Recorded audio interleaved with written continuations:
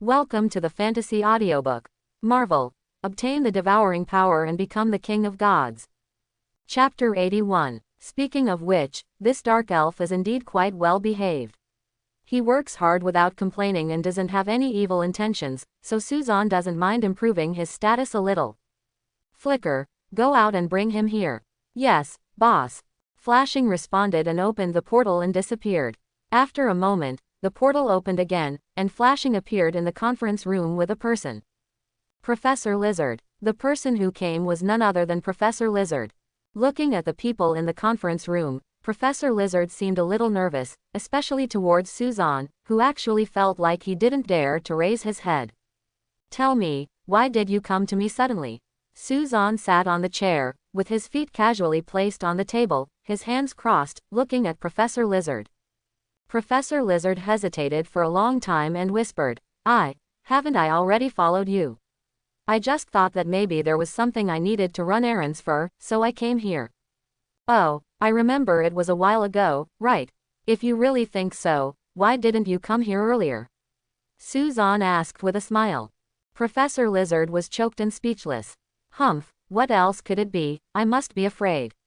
The skeleton next to him couldn't help but say. She didn't have a good impression of Professor Lizard. After all, Professor Lizard wanted to arrest her before. Suzanne didn't say anything, just stared at Professor Lizard. Even if Professor Lizard didn't raise his head, he could still feel the eyes on him, which made him feel even more stressed, and even his breathing seemed to become unsmooth. He knew that this should be regarded as a consideration. After hesitating for a long time, Professor Lizard gritted his teeth and said, yes. I am afraid. I have been hiding since I went back. I am not willing to follow you like this. Especially I found that you didn't come to me, which made me think that maybe you were just scaring me and threatening me, and didn't mean to recruit me.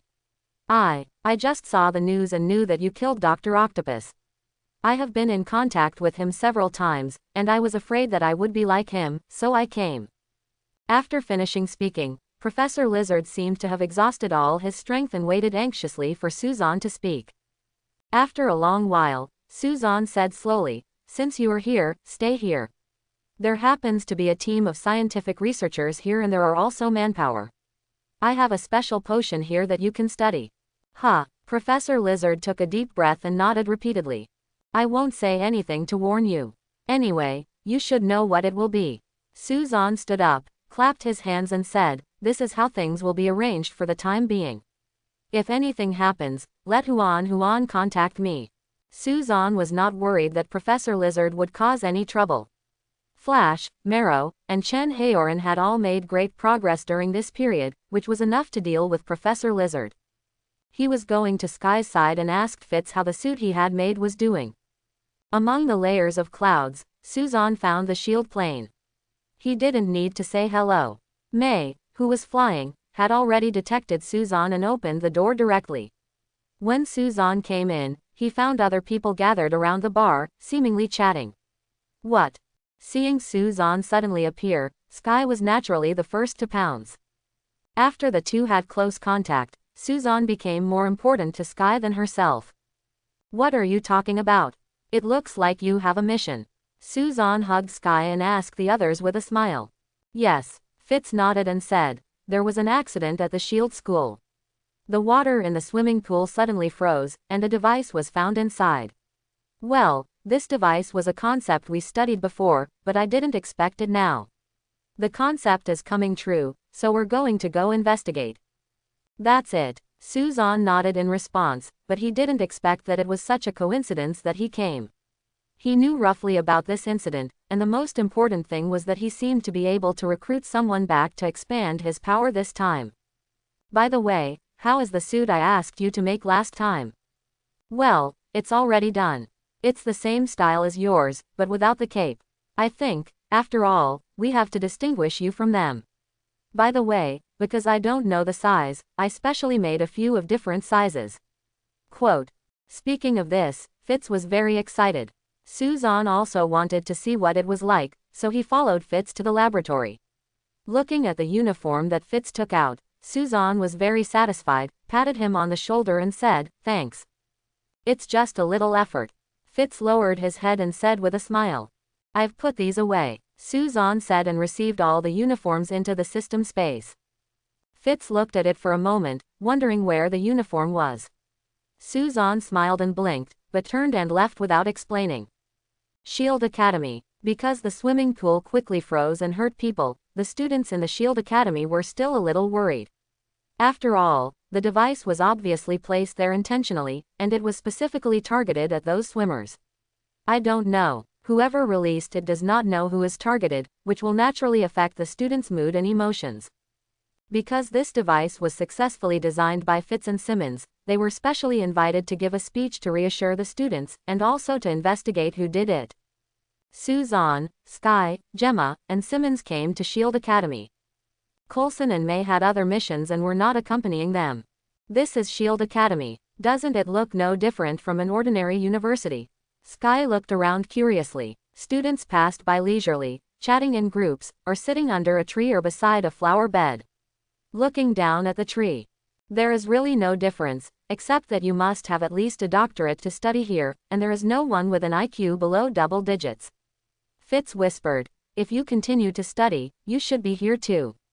Sky's IQ is not low, especially her hacking skills. Otherwise, it would be impossible to become a consultant for S.H.I.E.L.D. Just as he was talking, a woman came from a distance. A dark-skinned woman in formal business attire. You're here. Nice to see you. The woman came over and smiled, extending her hand and shaking hands with them one by one. Simmons said happily, you are still so beautiful. This is the officer in charge of this case, Agent Weaver. Simmons said it, but it was obvious that Sky and Suzanne also knew it. Is there a suspect? Sky asked curiously. Agent Weaver nodded and said, based on the intelligence level required to find that device and develop it, we have narrowed it down to the best 10% of the students, who should be among them. Can we talk to the injured person? Of course, I'll arrange for you to talk to Seth after class.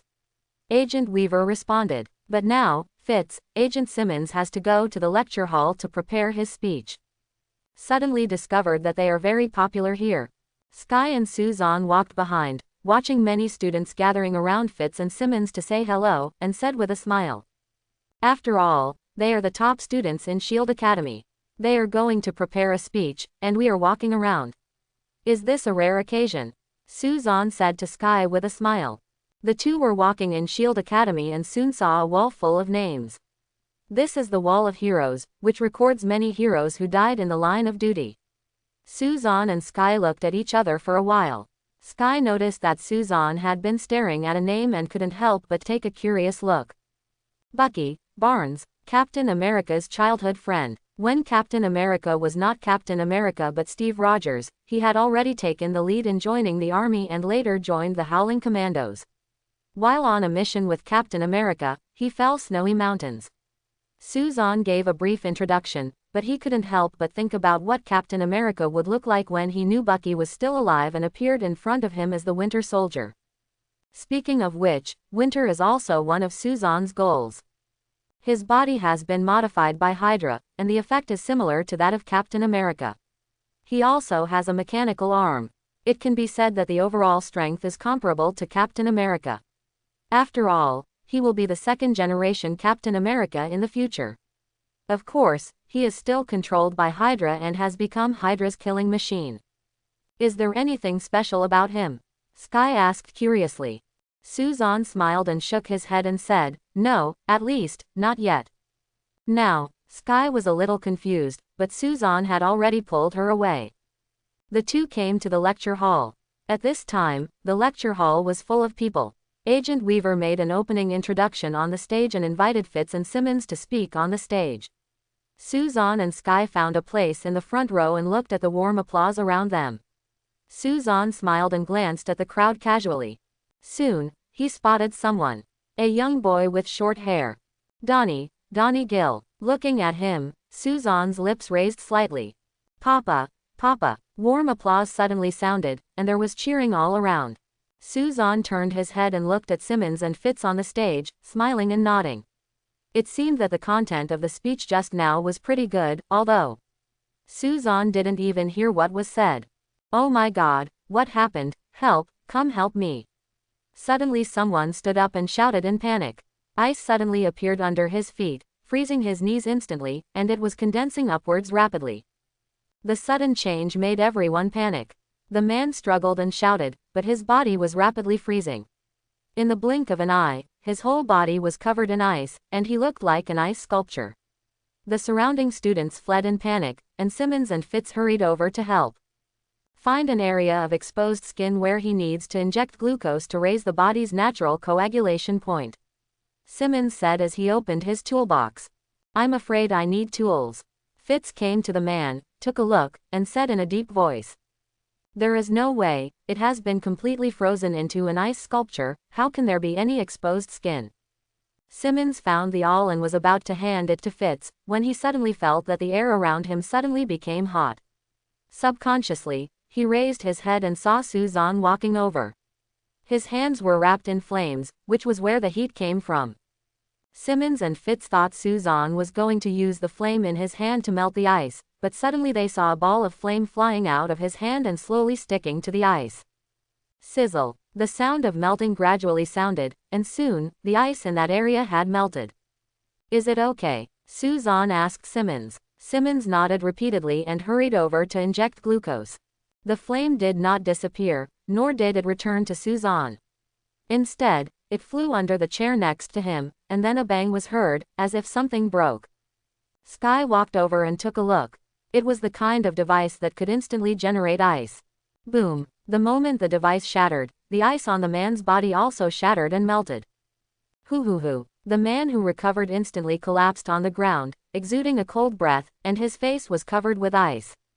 It's okay, it's okay. Fitz supported him and said comfortingly. The man looked shocked, breathing heavily. Thunderous applause rang out because the students around them were so excited when they saw that they had successfully rescued people that they didn't know how to express themselves. They could only express their respect with applause. What's your name? Suzanne asked the man. Donnie. Do you know who wants to kill you? No. Don't know. Suzanne nodded and did not ask further questions. At this time, someone nearby sent Donnie back to rest. Staring at his figure disappearing, Suzanne's eyes contained profound meaning. Do you know anything? I mean, can you foresee anything? Simmons walked over and asked Suzanne. Suzanne thought for a while and shook his head. He doesn't have to have premonitions because he knows what will happen. Of course, the premise is that things develop as he remembers, so he doesn't intend to interfere. Simmons was a little disappointed. Suzanne's premonitions had helped complete the task several times, making her somewhat dependent on him. What's more, this happened in Shield Academy and was about her fellow students.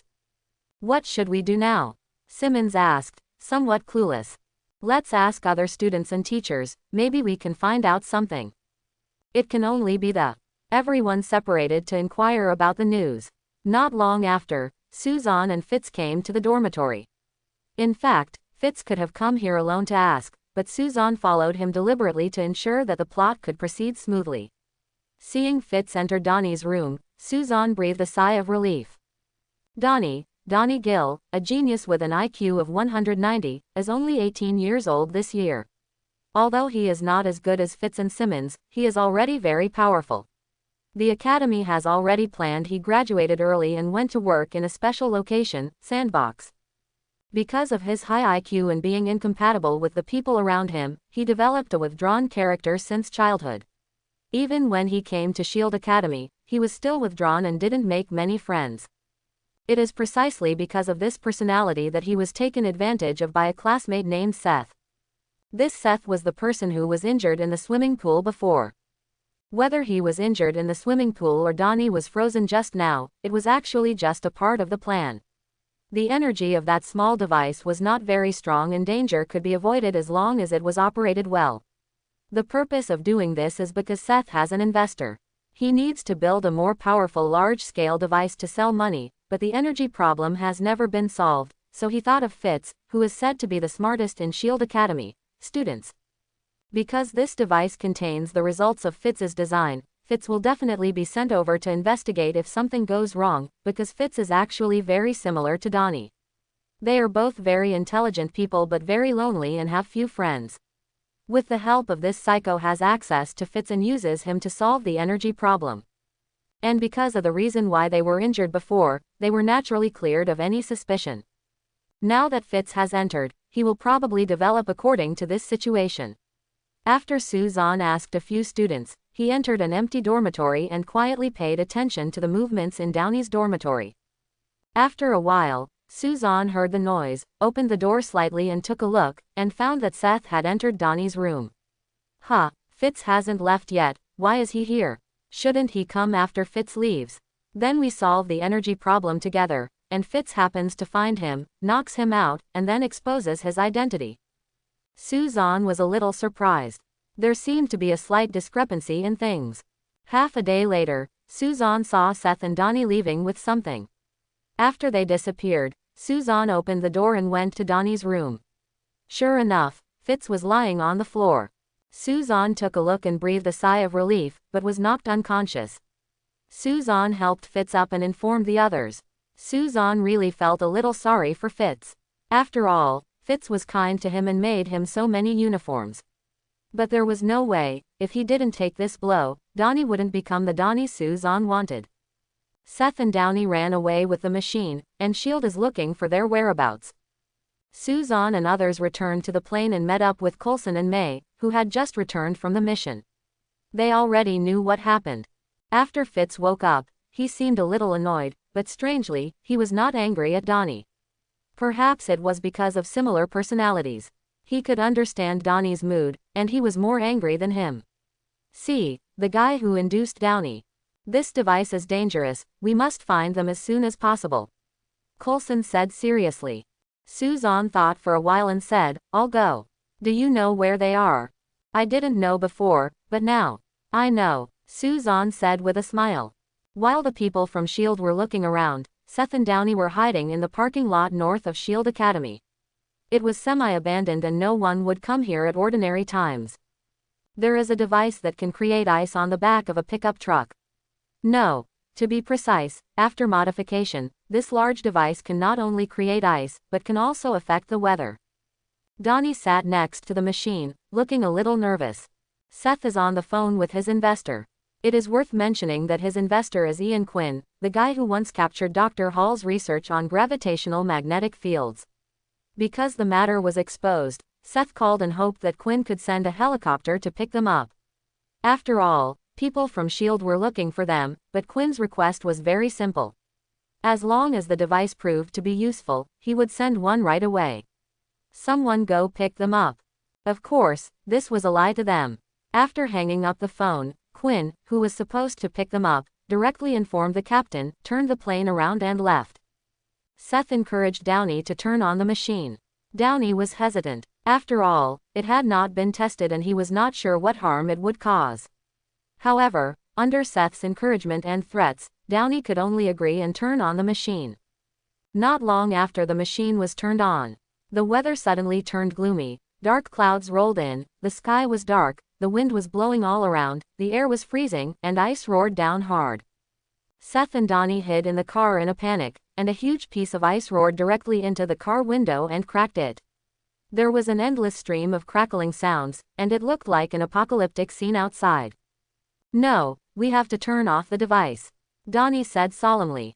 You are crazy, don't forget what Mr. Quinn said, he will only give us money and take us away when he sees the effect. Seth shouted. If we die here, no matter how much money we have, it will be useless, Danny said. Seth was silent, looking at the terrifying scene outside, hurricanes, ice roars. In the end, he nodded in agreement.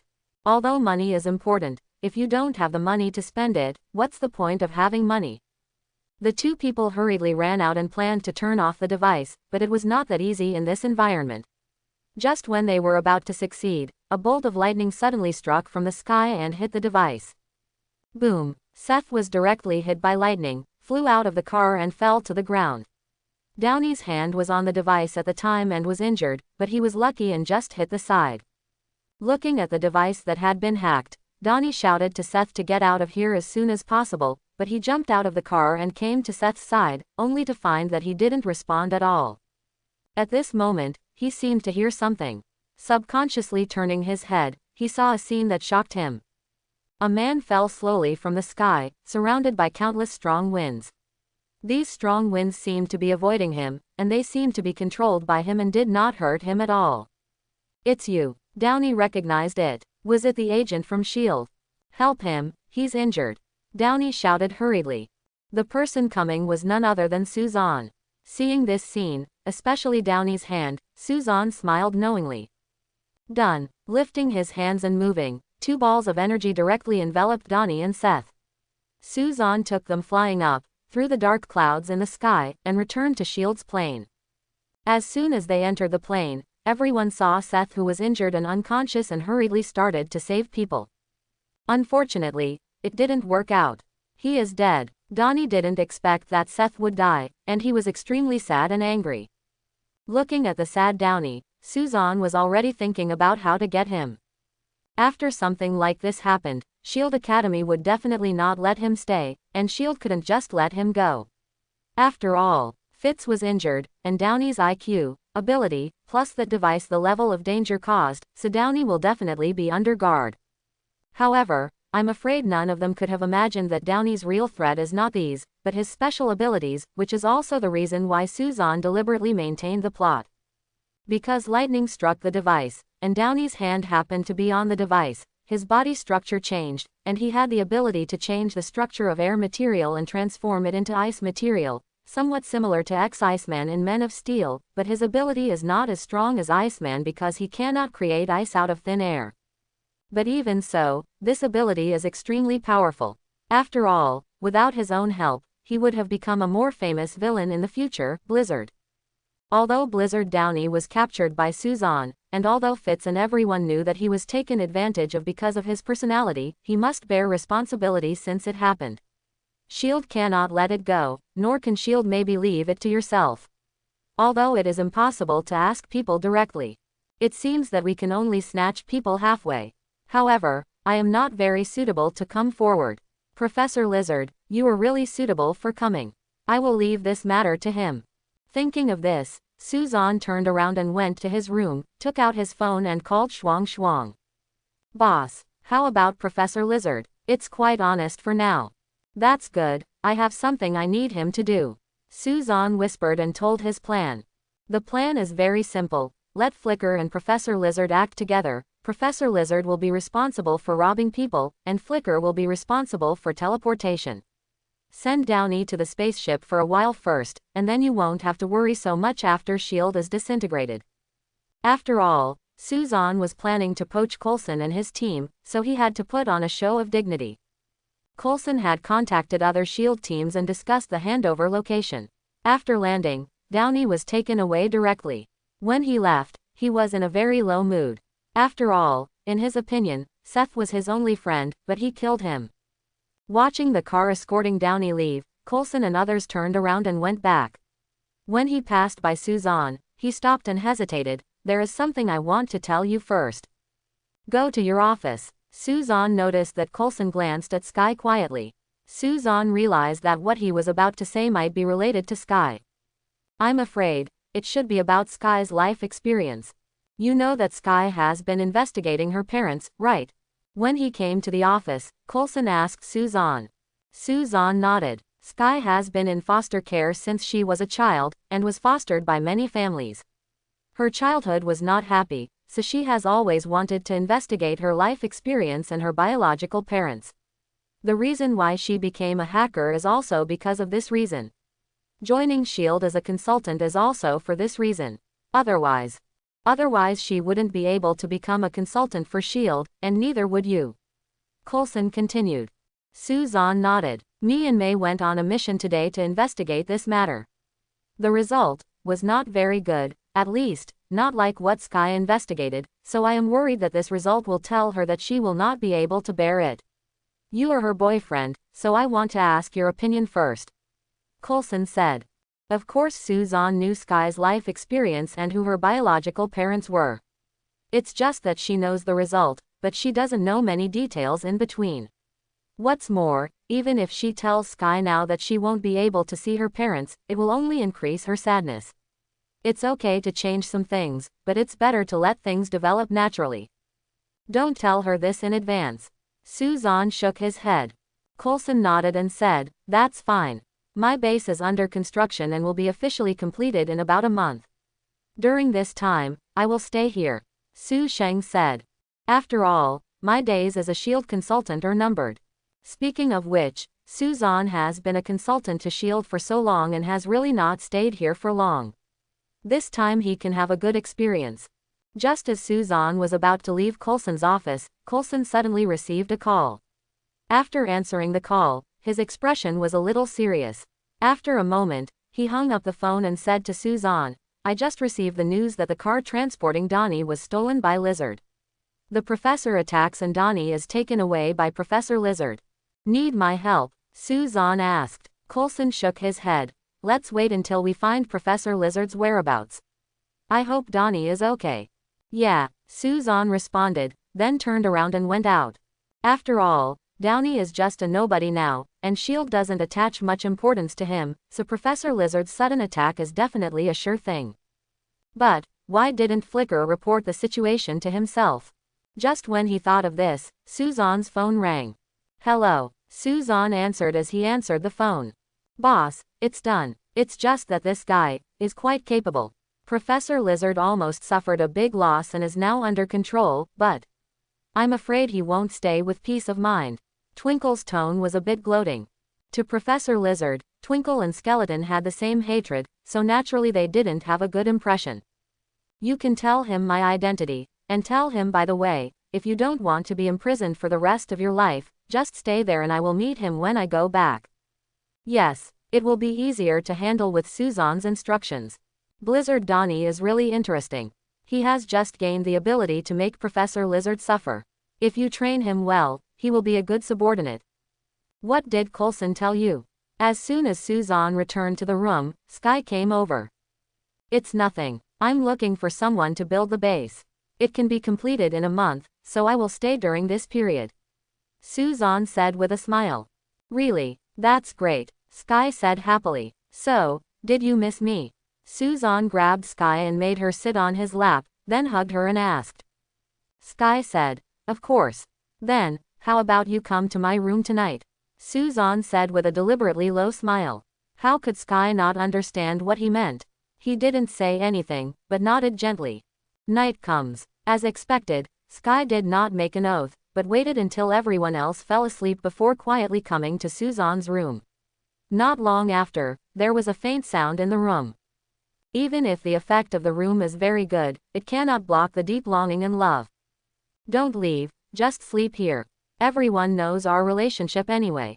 After the fun was over, Sky was getting dressed, and Suzanne asked softly. Sky shook his head. I'd better go back, it's a bit embarrassing. All right, Suzanne reluctantly agreed. After Sky left, Suzanne was still not sleepy due to his excitement, so he simply started swallowing ether particles. He felt sleepy rising, and then he stopped to sleep. When I woke up the next day, I ate with everyone and watched Sky and May learn some close combat skills. Suzanne also watched for a while. Sky has made rapid progress. It turned out that Sky was just a hacker girl, but now she can already play decently. Would you like to try it? May shouted towards Suzanne. Suzanne readily agreed, and just as he was about to leave, he suddenly felt Coulson coming.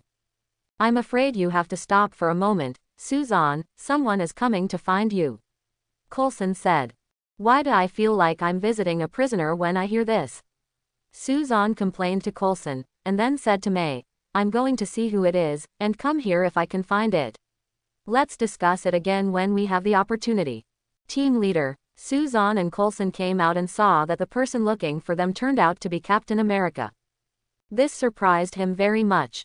To have Captain America come here to find me, something must have happened, right?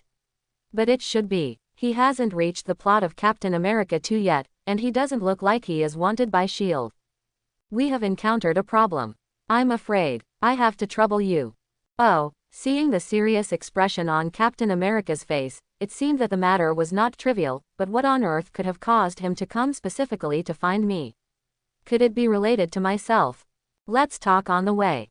No need to say anything, I understand, let's go. Suzanne activated his precognition ability and soon knew what happened and why Captain America came to find him. Something happened to Elliot Randolph. In the picture he saw, the Asgardian blacksmith was holding two swords, absorbing the power of fear generated by a city, making him extremely powerful and unstoppable.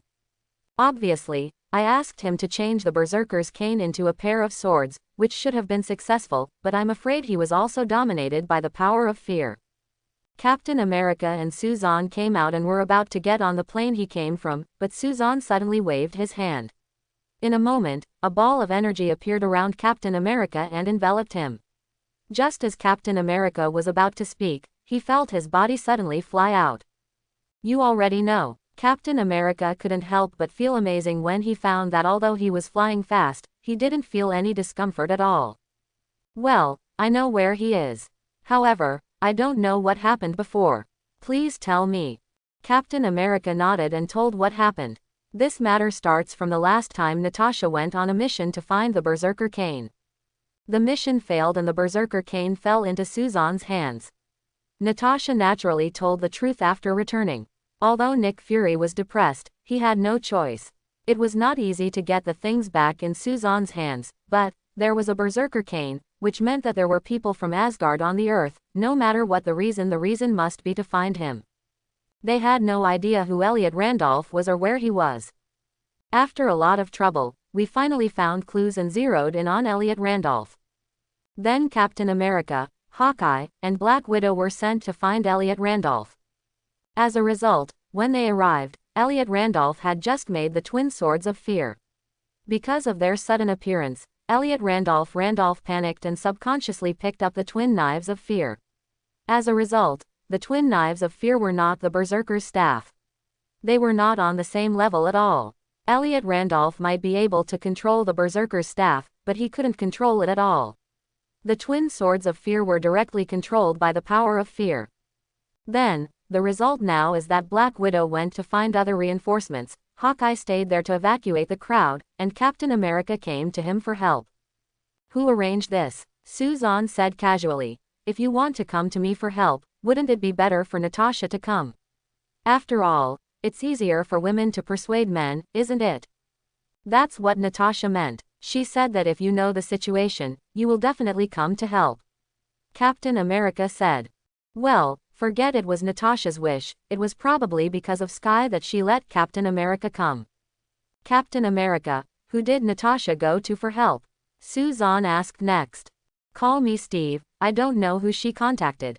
All right. While chatting, we soon arrived at the city where Elliot Randolph was located, Seville. Before he even got close to the city, he could see the commotion below. Even the army was dispatched to evacuate the crowd. At the same time, Suzanne also felt the strong aura of fear. The entire city avoids the smell of fear. Not bad. Suzanne couldn't help but sigh. Good. Steve Rogers looked at Suzanne. In this situation, he actually said it was good. Suzanne shook his head and did not explain. Of course he would think it was good. The stronger Elliot Randolph is now, the more powerful the twin swords of fear will be. And these twin swords of fear are my own, the stronger the better. As for it, it seems difficult to deal with it now in the hands of Elliot Randolph. Suzanne didn't worry about this at all. Fear has no effect on him. Suzanne and Steve Rogers landed slowly. As soon as they landed, someone came over. Wearing a battle uniform, he carried a quiver behind his back and held a bow and arrow in his hand. Hawkeye, you are finally here. The people in the city have almost been evacuated, but that guy is getting more and more powerful, and I am starting to have trouble with it. Hawkeye said in a deep voice, and then nodded towards Suzanne Greet. Come over now, Steve Rogers asked Suzanne. Suzanne didn't say anything. Suddenly, a Quinjet flew over from a distance and landed next to it. Natasha came out of it, smiled when she saw Suzanne, and then said, I have contacted Tony, he should be there right away. Will come. Are you looking for Tony? Suzanne asked in a low voice. Natasha shook her head. No, I just called him. You know, this thing is scary. I need to stay away to feel better. Suzanne nodded. The impact on Natasha from taking the Berserker's cane last time has not subsided. Now that the fear swords can release fear out of thin air and absorb fear without contact, Natasha must be even more uncomfortable. Suzanne, are you sure? Natasha asked. Suzanne smiled and said, since you all invited me here, wouldn't it be too embarrassing if you weren't sure? But don't worry, I think some people should feel that they are more sure, right? Who? This. Suzanne raised his finger and pointed at the sky, and saw an afterimage flying past. Iron Man, Tony Stark. He didn't pause at all when he arrived, and flew directly in the direction of Elliot Randolph. Guys, I'm going to see what this guy is capable of. Tony, you should come back first. We have arranged a plan. Steve Rogers shouted hurriedly when he saw Tony acting without permission. Unfortunately, Tony didn't pay any attention to it. Let's go too. Suzanne held Natasha's waist, formed two balls of energy, and brought Steve Rogers and Hawkeye with him. Elliot Randolph's villa was completely different from when Suzanne came here. The originally luxurious villa had become ruins. In the center of the ruins, Elliot Randolph's figure was at least 3 or 4 times larger. His clothes had been stretched to pieces, revealing his strong muscles.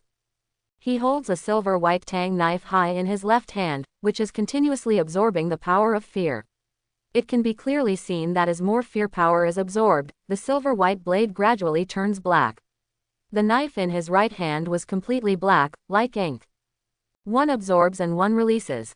Hey, are you the one who interrupted my party? I have to deal with you right away. After all, I can't keep the beauties waiting.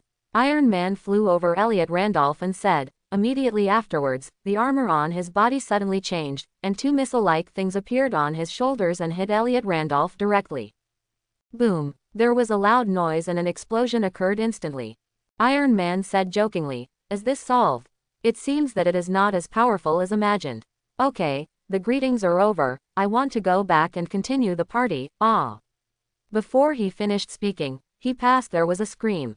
Idiot! Seeing Iron Man being knocked away suddenly, Suzanne curled his lips and sneered. Just now, Elliot Randolph suddenly jumped up and appeared directly in front of Iron Man. Iron Man was still thinking that he had won, but he was hit in the back by Elliot Randolph. The huge force directly knocked Iron Man to the ground and flew out. The Iron Man armor had just been slashed. A huge crack appeared. He hit the building next to him and fell limply. Tony, seeing Iron Man flying out, Steve Rogers hurriedly ran in the direction of his fall. After running 2 steps, Steve Rogers felt the strong wind coming from beside him and subconsciously waved his shield to block it. Boom! He felt his arms go numb, and his whole body flew out, sliding on the ground for a long distance before stopping. Whoosh! Hawkeye hurriedly opened his bow and saw the multifunctional arrow coming to Elliot Randolph in the blink of an eye. Elliot Randolph slashed with his sword, but the arrow exploded instantly. Unfortunately, this explosion did not cause any harm to Elliot Randolph at all. Strong, too strong. Iron Man lay there motionless, not knowing whether he was alive or dead. Steve Rogers struggled to stand up holding on to his shield. He happened to see Hawkeye running and taking action, but he couldn't do anything to Elliot Randolph. He immediately seized the opportunity and threw out the shield with great force, hitting Elliot Randolph accurately. Elliot Randolph staggered slightly, but Steve Rogers had already rushed over, just in time. Holding the rebounded shield, he approached Elliot Randolph and attacked. Bang, bang. There was an endless stream of collisions and blows. Natasha ran to Tony's side at this time and found that Tony's condition was not optimistic. The back of the steel suit was cut directly, exposing Tony's body. It seemed that there were no wounds, but Tony fainted. I'm afraid this steel suit is scrapped. Natasha frowned and helped Tony open the helmet, trying to wake him up. Boom! There was a loud bang, and Steve Rogers hit the wall next to Natasha, grunting in embarrassment. Natasha was about to speak when she suddenly noticed another person flying over. Hawkeye, what the hell is this guy? How can he be so strong? Hawkeye grinned and said with a wry smile. Moreover, I felt that I started to be afraid when I faced him, and my hands started to shake. Quote, Suzanne, why don't you take action? Steve Rogers' situation wasn't much better. They were locked in a tough battle with no hope of victory. Seeing Suzanne standing aside with a smile on his face, looking satisfied and appreciative, Steve Rogers was helpless, shouted. Hearing the shout, Suzan turned his head with a smile and said, "No hurry, just wait." "What are you waiting for? We are all going to die here. Don't you see that we are no match?" Hawkeye shouted depressedly. "Isn't it normal that your combat power is so weak that you are not your opponent?" Suzan originally wanted to say this, but after thinking about it, he decided to forget it and save some face for them. "Don't worry, just wait for a while, it'll be here soon." "No, it's already here." As Suzan finished speaking, a ray of light suddenly appeared in the sky, followed by a teleportation array pattern on the ground. The red cloak swayed, and Thor appeared with Thor's hammer. It turns out it's this guy. Seeing Thor suddenly appear, Steve Rogers and Hawkeye understood what Suzan was waiting for. Thor is the god of thunder. He is also an Asgardian and must be stronger than this Elliot Randolph, right? Well, this can be considered an internal matter in Asgard, right? Then let's rest for now. Anyway, we can't help. As soon as Thor arrived, everyone breathed a sigh of relief and relaxed. "Suzan, you are so uninteresting. Why did you run away without saying hello?" After Thor appeared, he didn't take action immediately, but complained to Suzan. Suzan shrugged. "First of all, don't run away, but leave. Secondly, didn't I ask Sif to carry the message for me? We also want to hold a banquet for you. Without you as the protagonist, our banquet will be much boring." Saul complained. "Really, how many days will it be held?" Suzan asked with interest. 7 days, Thor said. 7 days. Is this boring?" Suzan rolled his eyes angrily. Thor smiled coquettishly, turned to look at Elliot Randolph and said righteously, "I have given the order in the name of the god of thunder. Put down your weapons and follow me back to Immortal Palace." What came back to Saul was 2 words, "Go to hell." Elliot Randolph roared angrily, and the black knife suddenly struck Thor. "Well, it seems you are ready to resist." Thor said something and quickly swung the hammer and hit it. Suzan became nervous and looked at him with burning eyes. This is the best time to verify the dual swords of fear. Boom! The sword and hammer collided, and Thor and Elliot Randolph each took a few steps back. Not bad. It can resist Thor's hammer head-on without being damaged. The quality has improved a lot. Suzan nodded with satisfaction. Thor fought with Elliot Randolph. The twin swords of fear, Thor's hammer. Thunder and lightning, fear. The two fought fiercely, and the building next to them was severely damaged. Roar! Elliot Randolph suddenly roared, and the silver knife suddenly emitted a powerful energy. In an instant, countless auras surged from all directions and poured into the silver knife. The blade of the silver knife quickly turned black. Fear. This is fear energy. Suzan turned around and saw that Steve Rogers, Hawkeye, Natasha, and even Tony, who had fainted, had fear energy floating on their bodies, and their expressions looked very scared, panicked, and their eyes the fear lingering in her heart lingered. Natasha huddled up and trembled slightly, muttering something incoherently like a lost eagle eye. Steve Rogers is doing better and seems to be sane, but struggling to hold on. Is this the power of the twin swords of fear? This simple and crude way of absorption is really a bit incomprehensible. Boom! There was a loud noise, and the god of thunder flew all the way to his side from a distance, lying on the ground in agony. Thor's hammer had already been released and fell aside. Well, even this slightly arrogant god of thunder can't handle it. Looking at Thor's appearance, Suzan was even more satisfied. Ahem, how is this possible? Thor couldn't believe it. His majestic Thor couldn't defeat a berserker soldier. Even when he looked down at the wounds on his body, he actually felt a sense of fear. How can this be? I am Thor, the god of thunder. Thor couldn't accept that he could be afraid. This was simply a humiliation for him. He struggled to get up and raised his hand, and Mjolnir flew back to his hand. Holding the hammer high, the sizzling sound of electricity suddenly came to mind, and one could clearly see that Thor's hammer was gathering the power of thunder and lightning. Is this going to be a bigger move? Thor's ultimate move is no joke. Suzan is not worried about himself, but he is also worried about Natasha being implicated. As for Elliot Randolph, if even Thor's ultimate move can't deal with him, then he can take action himself.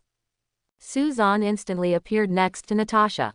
Natasha felt Suzan's familiar aura and hugged him like a koala without thinking. Suzan hugged Natasha, then flew Steve Rogers and Hawkeye up to the roof upstairs and put them down. In the sky, there are dark clouds. The roar of thunder and lightning was deafening. Suzanne patted Natasha's hand and said, "My dear, let go of me first. I have to go down and do business." No, Natasha shook her head and refused. At this time, Suzanne discovered that no fear energy was transmitted from Steve Rogers and Hawkeye, who were wrapped in energy. It seems that the energy of the light ring should be able to block the double swords of fear and absorb fear. Suzanne General Natasha's body was also enveloped in energy, and then she said soothingly, "Good boy, let me go. I won't leave. I'll come back when I finish the matter." Perhaps because of the energy shield, Natasha gradually regained some sense and reluctantly let go of Suzanne. Suzanne walked to the edge of the roof and was about to get down when he suddenly heard Steve Rogers say, You must stop him." "Don't worry, he took something that doesn't belong to him, of course I will stop him." After saying that, Suzanne had already jumped down. At this time, Elliot Randolph slowly closed his hands, and the silver knife and the black knife were stacked together. In an instant, stronger power emerged from his hands and struck Elliot Randolph, who was still a little black. The silver knife also turned like snowflakes at this time. Ho ho ho! Elliot Randolph roared at the top of his lungs, becoming painful and ferocious. His body expanded rapidly and became larger. His already burly body actually grew several times larger at this time, reaching at least nearly 5 or 6 meters. The height is like a hill. In comparison, Thor seemed even smaller. As Elliot Randolph grew older, Saul could feel his fear getting stronger and stronger, as if he was being suppressed by something, making him feel extremely dull. He knew that he could not delay any longer. "Went down." He shouted loudly and swung Mjolnir at Elliot Randolph. At that moment, dazzling thunder and lightning shook the glass of the surrounding buildings, shattering, and sparks flying. Roar! Elliot Randolph seemed to have lost his mind at this time. He waved his two swords with both hands and slashed through the void. Boom! The two forces collided, and then a roar was heard. The building next to him was shaken and collapsed. The strong airflow blew Suzanne around, and the power of thunder and lightning in the airflow made a tingling sound. Depend on. Suzanne didn't expect it to be so strong. Seeing that the building behind him had collapsed, he instantly released the energy of the light ring and dragged Natasha and the 3 people up on the roof. Suspended in the air, Suzanne looked down. Well, there's a lot of smoke. Nothing can be seen except for ruins. I don't know who won and who lost. After finding a fairly flat place to put them down, Suzanne walked towards the center of the battlefield, waving his hands as he walked, using tornadoes to disperse the smoke. After a moment, he saw Thor. Thor's armor was in ruins, and he lay on the ground in disgrace. Not far away, a huge impression gradually emerged. Elliot Randolph also looked a little embarrassed and had some wounds on his body, but it was obvious that he was in much better condition than Thor. Ultimate move versus ultimate move actually won. Isn't the power of the twin swords of fear too strong? Elliot Randolph became so powerful that he even won a head-on fight with Thor. This is even when Elliot Randolph's physical fitness is slightly poor. If he has strong physical fitness, he can withstand more force. Then he can definitely win against Thor. Well, even if the current Thor's strength has not reached its peak, it is still exaggerated. Roar! Elliot Randolph seemed to have discovered Suzanne, roared, and rushed towards Suzanne. "If you want to fight with me, are you crazy?" Suzanne sneered, and the energy of the etheric lamp ring suddenly emitted, and instantly turned into a huge rope, which instantly entangled Elliot Randolph's legs, tripping him to the ground. Elliot Randolph tried to break free from the rope but failed. He roared angrily and swung his knife to slash, but at this time, his hands were suddenly cuffed to the ground. Suzanne walked over slowly, jumped slightly, and jumped onto Elliot Randolph. Looking at Elliot Randolph, who was completely unrecognizable to his original appearance, Suzanne said calmly, "Your skills are indeed good. I am very satisfied with these 2 swords of fear. Now, they can be returned to their original owners." "Got it." After saying that, Suzanne reached out and grabbed the black knife, releasing the fearful black knife. Elliot Randolph held on tightly and refused to let go. Suzanne raised his foot and kicked his wrist hard several times. At the same time, the extremis virus activated and turned into magma. The scorching high temperature corroded the body. Elliot Randolph's wrist, he screamed and let go of the black knife within a few moments. When Suzanne held the black knife, his first feeling was that the weight was right, it was easy to hold, and it felt very perfect. Looking down at Elliot Randolph, he seemed to have slumped after losing the black knife, and his body began to change, gradually shrinking. After a while, he had returned to normal and his original appearance. "Don't take the knife, it's very dangerous." Thor happened to struggle to get up at this time, saw Suzanne picking up the black knife, and shouted hurriedly, but before he finished speaking, he realized that Suzanne seemed to be okay. When Suzanne heard the voice, he glanced at Thor and smiled softly when he saw his dumbfounded look. Then his eyes shifted to the silver knife. "Bend down, reach out." He easily picked up the silver knife from Elliot Randolph's hand. A silver sword in the left hand and a black sword in the right hand. With the two swords in hand, Suzanne instantly felt as if a surging power was pouring into his body. At that moment, a voice seemed to appear in his head, urging him to destroy everything in front of him. "Are you okay?" Saul dragged his body over and asked Suzanne tentatively. Suzanne ignored it. He lowered his head and his arms were shaking, and something seemed wrong. "Stop him quickly, don't let him hold the knife." At this time, Hawkeye, Steve Rogers, and Natasha came over. Seeing this situation, Steve Rogers hurriedly shouted to Thor. He knew that this knife was magical. This was how Elliot Randolph was controlled and turned into a monster. Hearing Steve Rogers' reminder, Thor summoned Mjolnir and quickly threw it towards Suzanne. Thor's hammer slammed into Suzanne with a whoosh, but Suzanne, who had been lowering his head, suddenly took action. The black knife waved lightly. There was a thud. Thor's hammer was actually blown away and passed through several buildings. He didn't know where it went. Slashing away Thor's hammer lightly, Suzanne slowly raised his head, his face expressionless, his eyes cold, and the ether uniform appeared on his body. "No, I'm afraid he's been controlled. What should we do? One Elliot Randolph is already so difficult to deal with. He almost wiped out the whole army. Now it's become a Soviet war. How can we fight this?" Steve Jeff Rogers shouted in despair. "He is Captain America, he is the unyielding American spirit, but now, he is also beginning to despair. If you can't fight, you will die." Hawkeye said cynically. He was completely desperate now. The air of despair permeated the air. Suzanne's cold expression suddenly changed, and he said with a smile, "At this time, should I say that no one in heaven can save you?" As soon as these words came out, everyone was stunned. Are you okay?" Steve Rogers asked blankly. "Isn't this obvious?" Suzanne shrugged and waved his swords casually. "This is my thing. If something happens to me if I use my own thing, wouldn't that make people laugh?" "Oh my God, you scared us to death." Hawkeye couldn't help complaining. Everyone breathed a sigh of relief and the atmosphere became relaxed. "You said this is your thing?" Saul asked curiously. "I clearly feel that there seems to be magic from our fairy palace in it." "Well, this thing is modified from the Berserker's cane, and some small things I got are added to it. It looks pretty powerful," Suzanne said with satisfaction, and happened to see Elliot land waking up. "Dolph, your craftsmanship is good, I am very satisfied with the twin swords of fear." Elliot Randolph subconsciously dodged a little. He was now full of fear of these terrifying swords. "Oh my God, don't let me see it. It's horrible." Seeing how scared he was, Suzanne didn't scare him intentionally. "How are you feeling?" "It's terrible, like it's been hollowed out of my body," Elliot Randolph said, shaking his head. "Suzanne, are you sure there will be no problem?" Saul asked a little worriedly. "Of course," Suzanne said affirmatively. "That's good. I found that you are really a magical person. The ether particles have no effect on you, and this knife has no effect on you. I just hope that you don't use this knife easily. It's too scary." Thor shook his head. Then he looked at Elliot Randolph. Follow me back to the Immortal Palace." "No, I don't want to go back." Elliot Randolph was a little annoyed. He had been hiding for so long but he didn't expect to be discovered.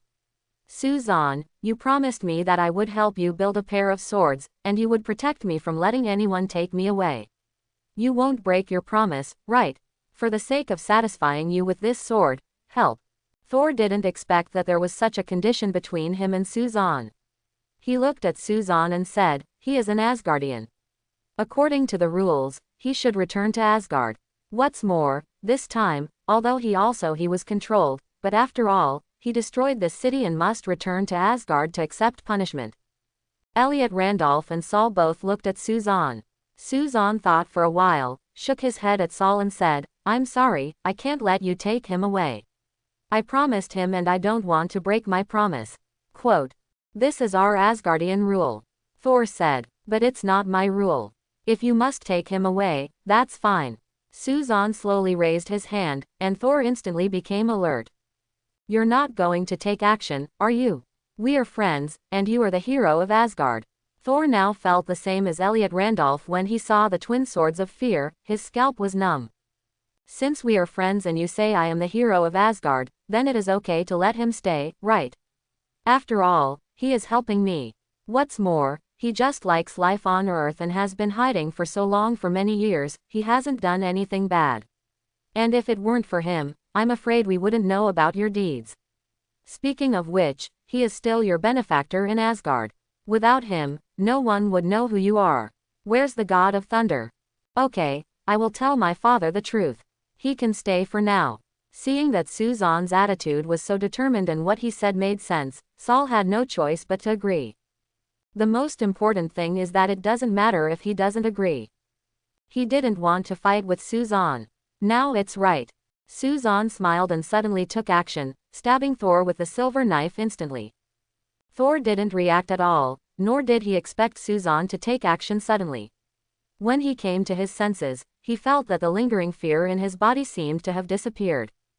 "Thank you." Thor thanked Suzanne. Suzanne smiled and shook his head, then walked over and absorbed all the fear from Steve Rogers, Hawkeye, and Natasha in turn. "Great, I finally don't have that feeling anymore. I feel much more relaxed now," Hawkeye said with a smile. Natasha smiled brightly at Suzanne, and the side effects and effects from last time disappeared.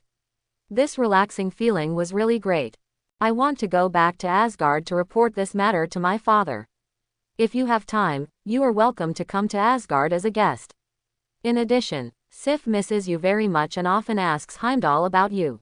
"Thor Ruo," he said something pointedly, then walked to the distance and shouted towards the sky.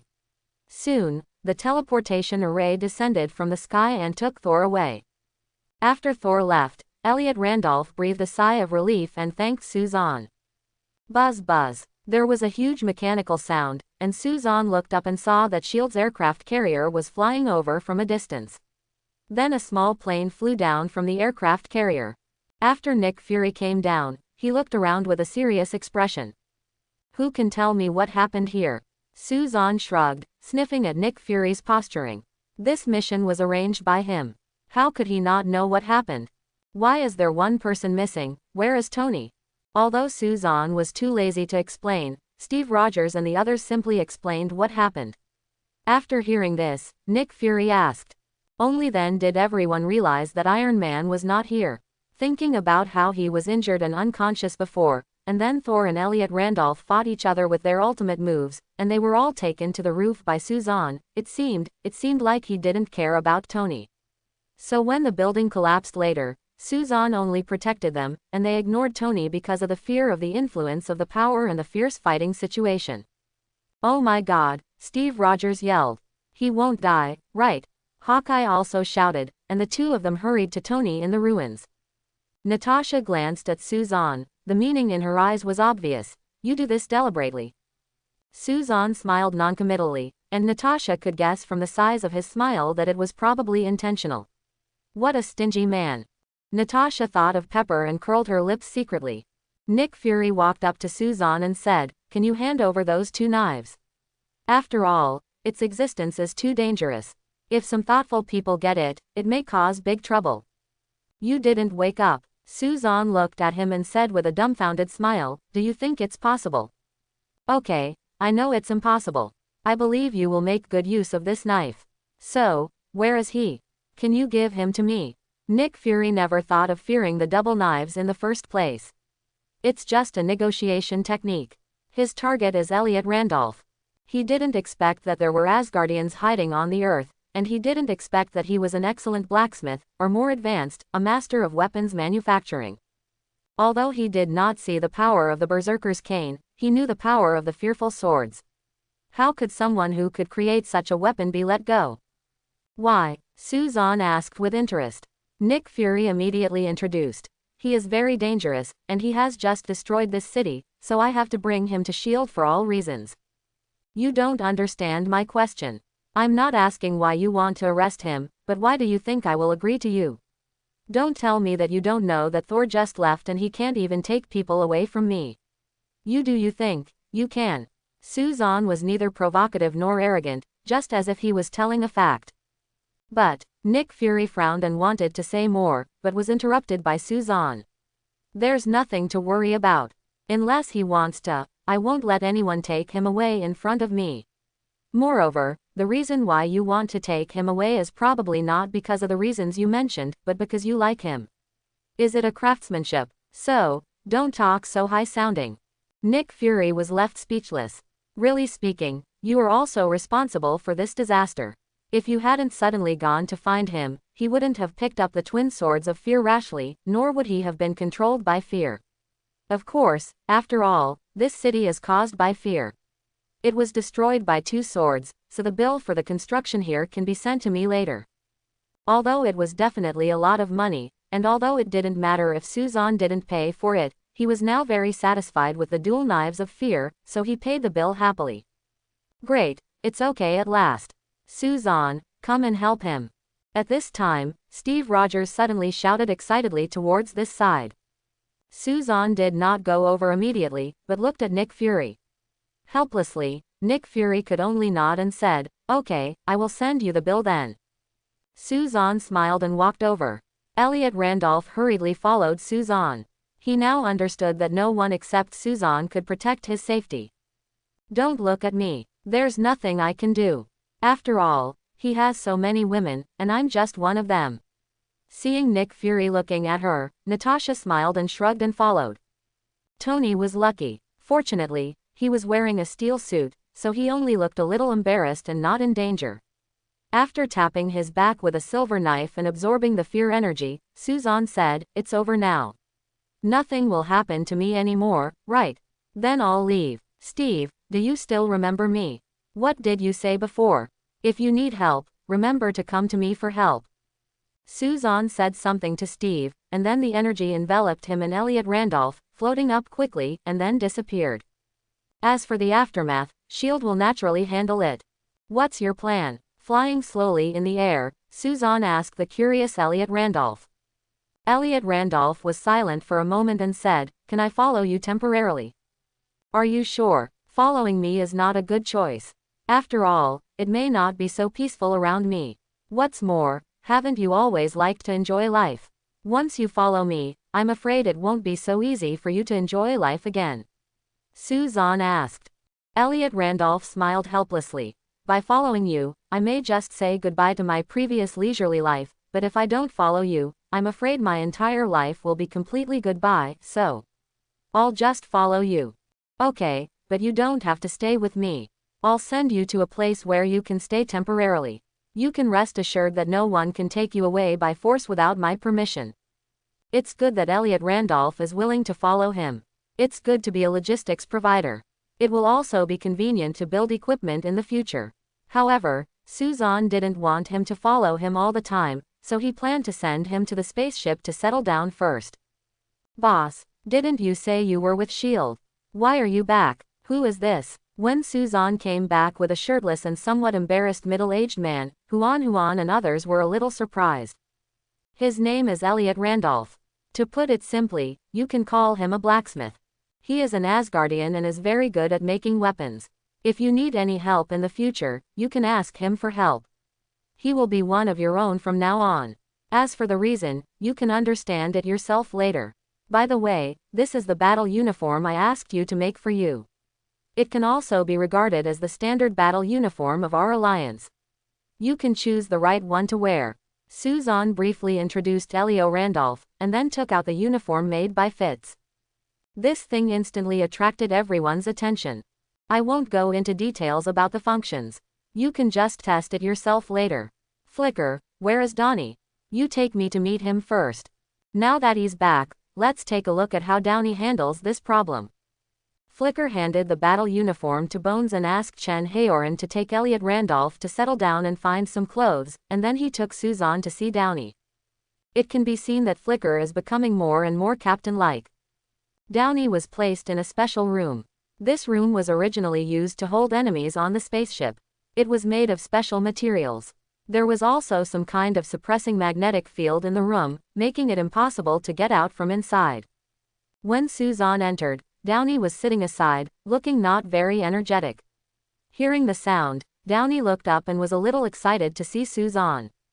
"Why did you bring me here? When can you let me out?" Suzanne smiled and motioned for him to calm down first, and then said slowly, "I believe you already know your changes.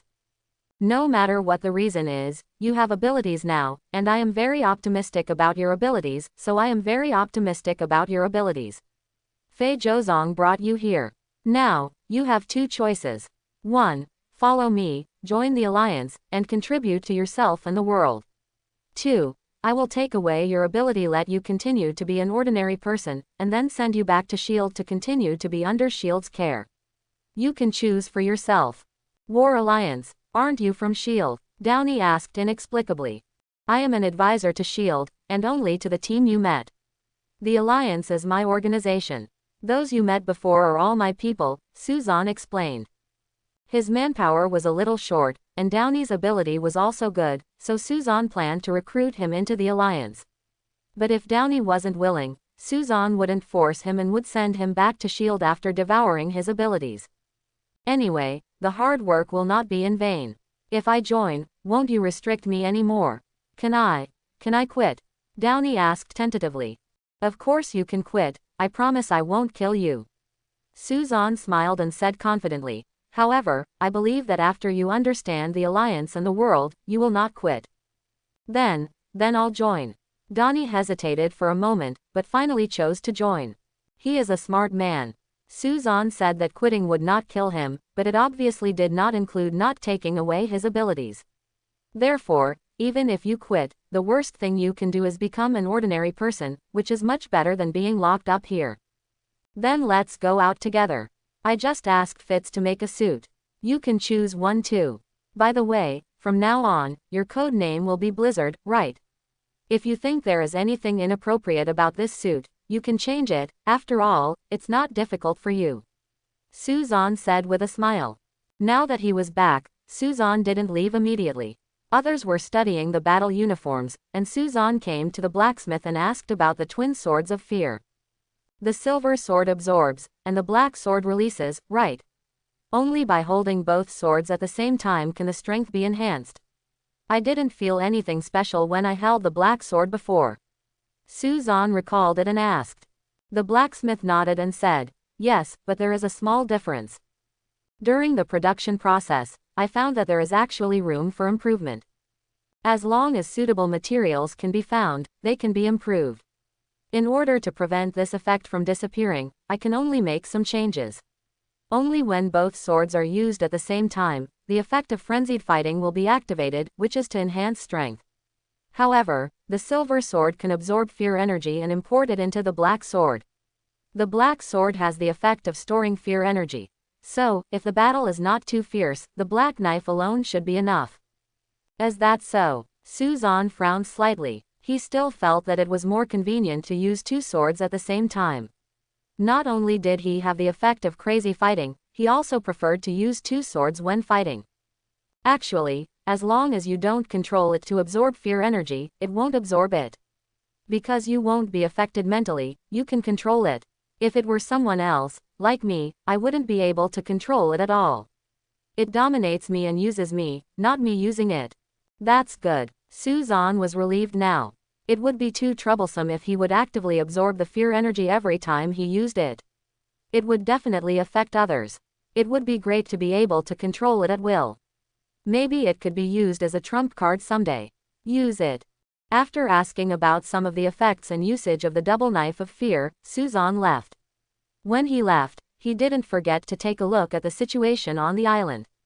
Work was already underway, and it seemed to be quite efficient. After leaving the spaceship, Suzanne did not go back directly to find Sky. He flew to the city on the shore and landed there. Now that he was out, he was going to buy some things before going back. Although there was a lot of food on the spaceship and the taste was very good, Suzan was really tired of it. He hadn't eaten Chinese food for a long time. Suzan was going to pack some Chinese food back to give Sky and the others some relief. Satisfy your cravings and eat meat. After all, they don't want to be so casual. Although their freedom is not restricted, it is quite troublesome to go back and forth. Walking on the street, Suzan didn't know where there was a Chinese restaurant nearby. He was about to take out his phone and search online when he heard an exclamation from next to him. That kind of sound is like a fan meeting a celebrity. Suzan subconsciously glanced in the direction of the sound, and saw a bunch of people surrounding it, and some were taking pictures with their mobile phones. Although there were many people, Suzan could see clearly who caused the sensation. The Fantastic Four are the first superheroes to admit their identities in public. In other words, they never thought about concealing their identities after gaining their abilities. They can be regarded as the most famous superheroes. Especially after the Human Torch lost his powers, it can be said that the attention of the news was very high, causing Johnny the Human Torch to not go out for several days, because as soon as he went out, he would be pestered by reporters asking questions. Today, both the Invisible Woman and Mr. Fantastic were not here, and Johnny wanted to eat Chinese food as if he had a seizure again. But he had no choice but to go out for a run. Among the Fantastic Four, Ben is the most low-key and the one who appears in public the least. Because he doesn't have the abilities like others while still retaining his original appearance, he already has a low self-esteem and is even more unwilling to show up and attract attention. Because Johnny lost his ability and everyone was trying to enlighten him and coax him, Ben had to go out and buy things himself. Although he was wearing a hat and windbreaker, he was recognized as soon as he came out. At first, they were just ordinary people, asking curious questions to take photos or something, but then reporters ran out of nowhere and surrounded Ben. The microphone next to him hit him with a bang. It made him feel very irritable, but he couldn't say or do anything yet. He just hoped to leave here as soon as possible and leave here as soon as possible after shopping. While walking, Ben suddenly saw a person. A man he was impressed by. Suzan. It's him who swallowed up Johnny's ability and made Johnny become as decadent as he is now. It was him. He was the one who made Susan blame herself and go to who knows where. It's him who caused me to be surrounded by these reporters now. The more Ben thought about it, the angrier he became. He suddenly pushed away the microphone next to him and rushed in the direction of Suzan. The reporters were staggered by Ben's actions, but they were not angry. Instead, they were all very excited. Stone Man goes crazy and attacks reporters. This is very good news. This is the integrity of these reporters. Suzan, stop. Ben shouted at Suzan, who frowned slightly and stopped. At this time, everyone realized that the reason why Ben was going crazy was probably because of the person in front of him. Who is this? Many people curiously speculated, and some even started recording excitedly. This is a rare scene. Boom boom boom. The steps of the Stone Man made the ground tremble, and it even collapsed and cracked. Looking at the Stone Man coming in front of him, Suzan looked at ease. His calmness was in sharp contrast to the Stone Man's anger. What's up? Suzan asked lightly, which almost made the Stone Man angry. He never expected that Suzan's first sentence after seeing him would be to ask if something happened. Don't you know we are enemies? Ben, who originally wanted to say something, had nothing to say now. He raised his fist and hit Suzan directly in the face. Ah! People around him screamed, not expecting the Stone Man to take action, and they were even more worried about Suzan. After all, Suzan looked like an ordinary person. Click, click. An experienced reporter has taken photos of this moment. However, to everyone's surprise, Suzan just jumped back slightly to avoid his fist, frowning and feeling a little displeased. The blow missed, but Ben became even more angry and punched again, preparing to charge over. But this time, his fist was forced to stop just as he was swinging out, and his hand was caught by Suzan. Suzan then turned around and threw the Stone Man away. The huge body was at least 1 meter high from the ground and flew straight out. With screams of surprise everywhere, Suzan tapped his feet on the ground and rushed out, catching up with the Stone Man. He raised his right leg in midair and slashed down. Boom! The stone man was instantly smashed to the ground, and a huge crater was created in the hard road. The huge air flow spread out, shaking the people around him. Ben felt like his whole body was about to fall apart. He couldn't believe that Suzanne was so strong. Looking at Suzanne standing by the pit, he struggled angrily and wanted to get up, but suddenly he saw a huge hammer appearing in his hand. Suzanne raised his hand and smashed the hammer down. Ben hurriedly put his hands in front of him. Boom!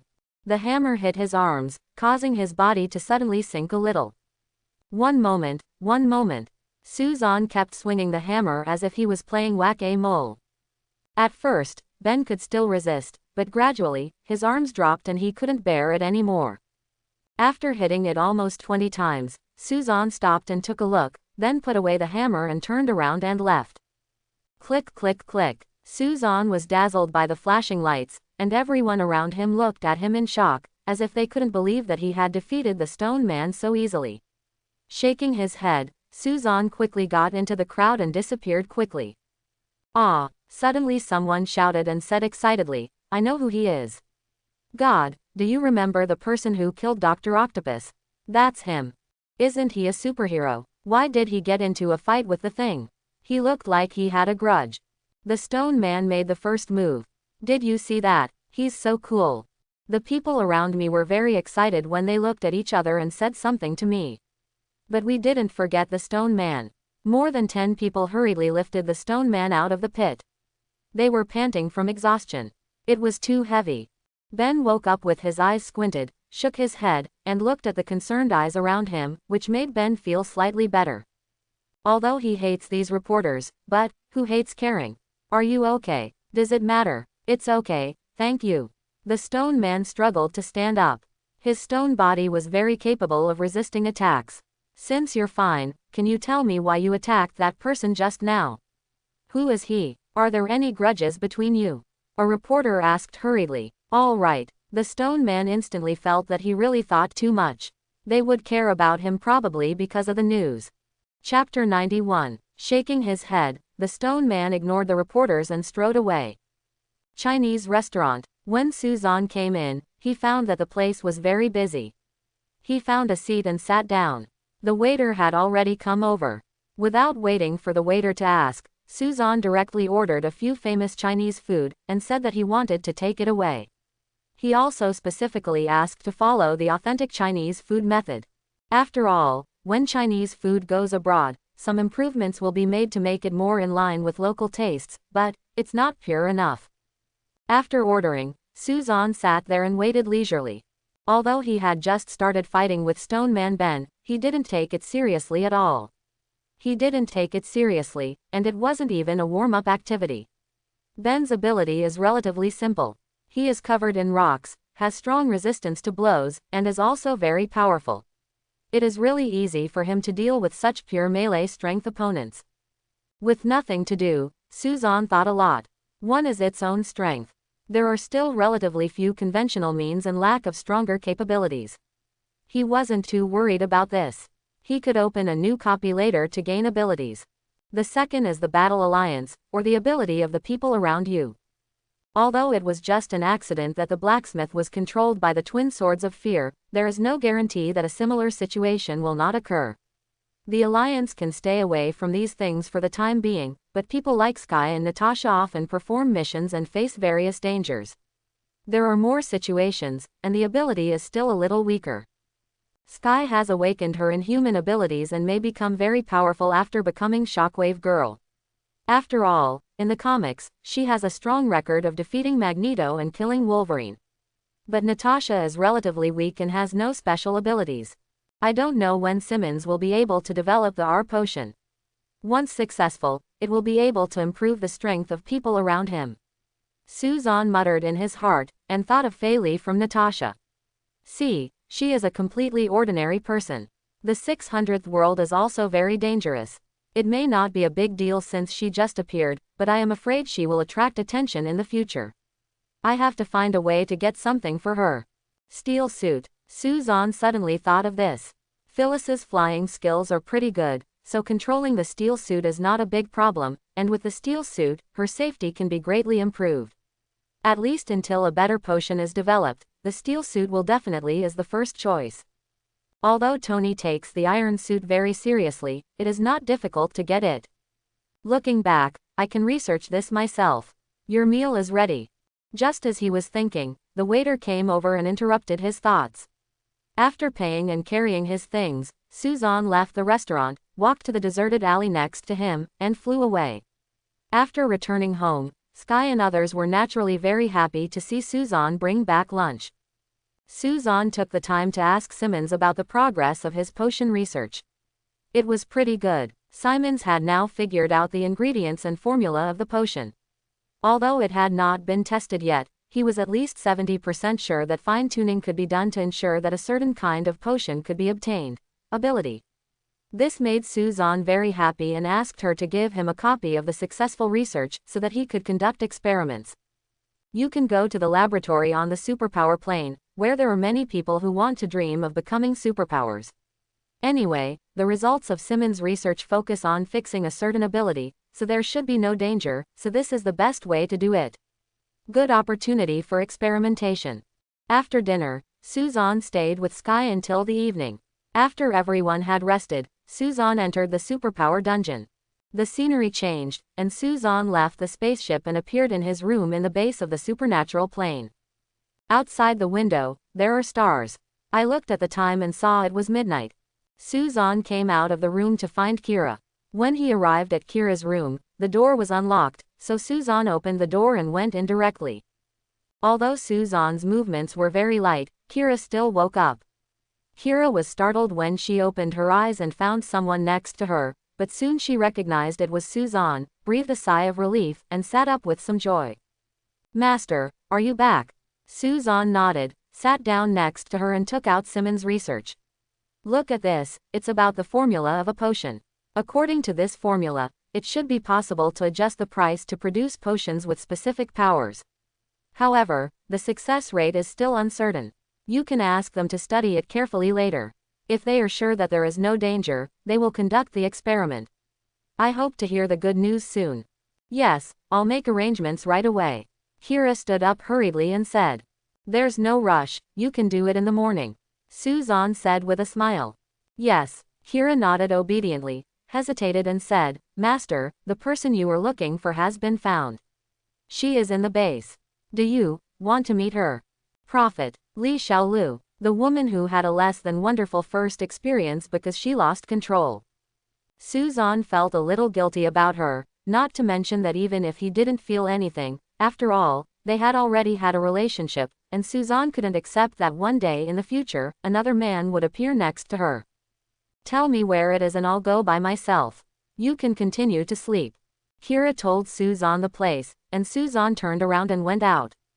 Lee Shaolu's treatment was pretty good. Although her freedom was restricted, everything in the room was complete. When Suzanne opened the door and came in, Lee Shaolu was not sleeping.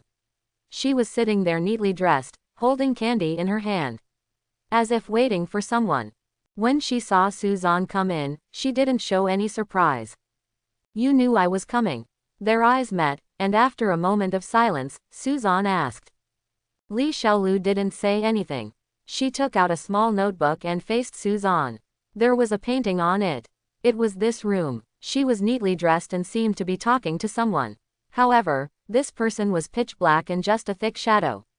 It's impossible to tell who it is. I only know that I will meet someone tonight. I don't know who it is, but in this case, I think, even if I don't have to predict the future, I can guess that it's you, right? Lee Shaolu said.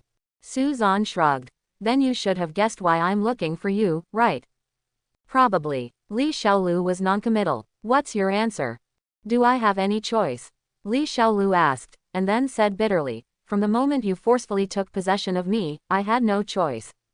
It's not that you don't have a choice, it's that you don't want to choose. Suzanne shook his head and said in a deep voice, I had already passed out at that time, and you woke up earlier than me. If you really hated me so much, you could have killed me. But you didn't do that, and ran away instead. But, you were right, now, you really have no choice. No matter what the reasons are that lead you to become my woman, you are destined to be my woman in the future, you can only be my woman. If you don't want to, I won't touch you. What if I want to? Lee Shao was silent for a moment, then suddenly raised his head and asked. What if I want to? Lee Shao's words stunned Suzanne. To be honest, he really hadn't thought about this. After all, he and Lee Shao had a hostile relationship at the beginning. He even killed her brother and later forcibly took possession of her. So Suzanne really never thought that she would ask this. Why? Suzanne asked inexplicably. Why can I accept it so calmly? Maybe it's because you were my first man, and maybe the only man. Lee Shao said. That's what women are, isn't it? This result surprised me a little, but it also surprised me. What else could Suzanne say? Since Lee Shao has thought of it herself, that is naturally the best. I'll talk to Kira later and let her make arrangements for you. Suzanne paused and said, it's getting late. You should go to bed early. If you have anything to say, we'll talk tomorrow. Lee Shao nodded, and Suzanne turned around and left the room. Back in his room, Suzanne lay down but didn't feel sleepy at all. Obviously, Lee Shao doesn't love herself yet, or has no feelings. This is normal. After all, the time she had been in contact with him was very short. If it hadn't been for the relationship, I'm afraid Lee Shao wouldn't have made such a choice at all. But it doesn't matter, this is much better than she imagined, at least. She accepted this fact and didn't resist herself, right? As for the rest, just leave it to time. When he woke up early the next morning, Suzanne told Kira that Kira had restored Lee Shao's freedom, and then handed the formula to the scientists at the base for research and testing. Suzanne accompanied Lee Shao around the base. Although he didn't talk much, the atmosphere was still good. Especially Suzanne's initiative made Lee Shao not so embarrassed and at a loss, and they became familiar with each other naturally. Suzanne asked her about her childhood and chatted about some interesting things, and Lee Shao gradually opened her heart. Perhaps this is the advantage of getting on the boat first and paying for the ticket later. Having done the most intimate things, my mentality is naturally different. It's successful, Master, it's successful.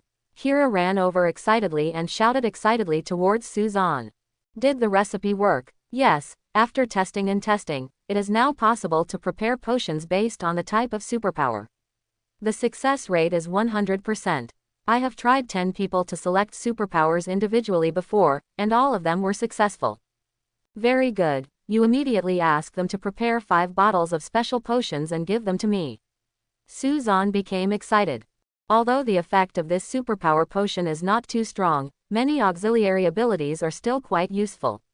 Simmons is really amazing. She has only been exposed to this potion for a long time, and she has made such a major breakthrough. It seems that she can give R to her. If R's research is successful, he will be able to mass-produce superpowers. In less than a day, the potion was ready. Suzanne didn't plan to stay here for long. Now that the potion was ready, he was ready to go back. After saying goodbye to Kira and Lee Shao, Suzanne came out of the dungeon directly. It's not that he doesn't want to stay here longer, it's just that he still has a lot to do. There will be plenty of time to enjoy the Wenru township and other things in the future. When I came back, it was also night. Suzanne came out of the room and went directly to Simmons' room. He stood at the door and knocked gently. After a moment, the door opened and Simmons appeared in front of Suzanne in pajamas. You're back. Where have you been these past few days? Why did you suddenly disappear? Simmons asked in surprise. It does not matter. Suzanne said something, went directly into Simmons' room, and then closed the door behind him. Just as Simmons was about to speak, Suzanne turned around and hugged her heavily. This sudden hug made Simmons a little confused. What's wrong with you? Simmons asked doubtfully. Nothing, just a little excited. Simmons, you are great. Suzanne let go of Simmons and pulled her to the bedside with some excitement. Then he waved his hand and various potions appeared. This is a supernatural potion. Why are there so many? Simmons recognized it. Your research has been successful. It has been confirmed that the success rate is 100%, and there is no danger. Now, choose one. Let me choose. Simmons asked in surprise. Yes, you did such a great job, of course I have to reward you. You know all the types of superpowers, right? Choose one, Suzanne said with a smile. Then, I'd better choose telekinesis control. Simmons thought for a while and said. Suzanne quickly found the potion and handed it to Simmons, then put away the others. Why did you choose this? I thought you would choose the ability to predict. Suzanne asked curiously. Because this is helpful for my experiment. After all, even if there is a machine, it is not that convenient in many cases, but if you can have mind control, it will be much easier. Although the predictive ability is also very good, I am not a field worker after all, and it's not very helpful for my own major. Simmons explained. Can I use this superpower potion later? I'm still a little excited now. I didn't expect it to be successful. Simmons asked Suzanne. Of course, Suzanne said with a smile. Actually, I am also very excited, so, do you want each other to calm down the excitement? How to calm down? Simmons was a little curious, but soon, Suzanne answered her with practical actions. Suzanne held Simmons' waist with one hand and put his other hand on her neck, gently pulled her over, and then kissed her directly. Simmons snorted and instinctively wanted to push Suzanne away, but soon, her movements became weaker and weaker, and finally she took the initiative to hug Suzanne. After a long time, the two separated. Simmons looked at Suzanne. I seem to be even more excited now. Me too, Suzanne said with burning eyes. Simmons could still look at him at first, but he soon lost the battle. He lowered his head and said, I think I need to do something to calm down. Didn't you say before that you still have an evolved ability? Potion. You can leave it to me, maybe. I can figure out how to make this potion more stable. I would have given it to you even if you didn't tell me. Suzanne smiled and took out the R and handed it to Simmons. This is the only bottle, I hope you won't disappoint me. I will try my best. Simmons nodded. Although Simmons said he wanted to find something to calm his mood, after all, it was impossible to study potions in the middle of the night. He could only change the topic and calm down the atmosphere. After all, if the atmosphere didn't cool down just now, something might have happened. Simmons was obviously not ready yet, especially when Sky was in the room not far from him. Although Suzanne was a little reluctant to give up, he did not continue. After saying good night and returning to his room, Suzanne was still savoring the taste in his mouth. By giving Simmons the power of telekinesis control, her safety is also guaranteed. After all, telepathy control abilities are still very strong. Suzanne himself is also aware of this. What's more, although Simmons is also an agent, he is in the back office. Scientific researchers will basically not encounter danger. As for Sky, Suzanne didn't give her any superpower potion. Although she has not yet awakened, her abilities after awakening are very strong. Before she awakens, she will not encounter any danger. If you give her a superpower potion rashly, you don't know if it will cause any other reactions. When it came to Natasha, Suzanne felt that she needed her more. Mornings in New York seem particularly busy. People can be seen walking quickly with coffee in their hands everywhere. This is a city with a very fast pace of life. Not only do we have to face the hardships of work and life, but we also face crises from time to time. It can be said that everyone has a big heart. In a newly opened cafe on the street, Suzanne was sitting next to the window. There were 2 cups of coffee on the table. It was obvious that he was waiting for someone. Ding dong. The bell hanging on the door rang, and the door was pushed open and a beautiful woman walked in. The woman looked around, found Suzanne, and walked over with a smile. Have you been waiting for a long time? Natasha sat down and asked Suzanne. Just arrived, Suzanne said with a smile.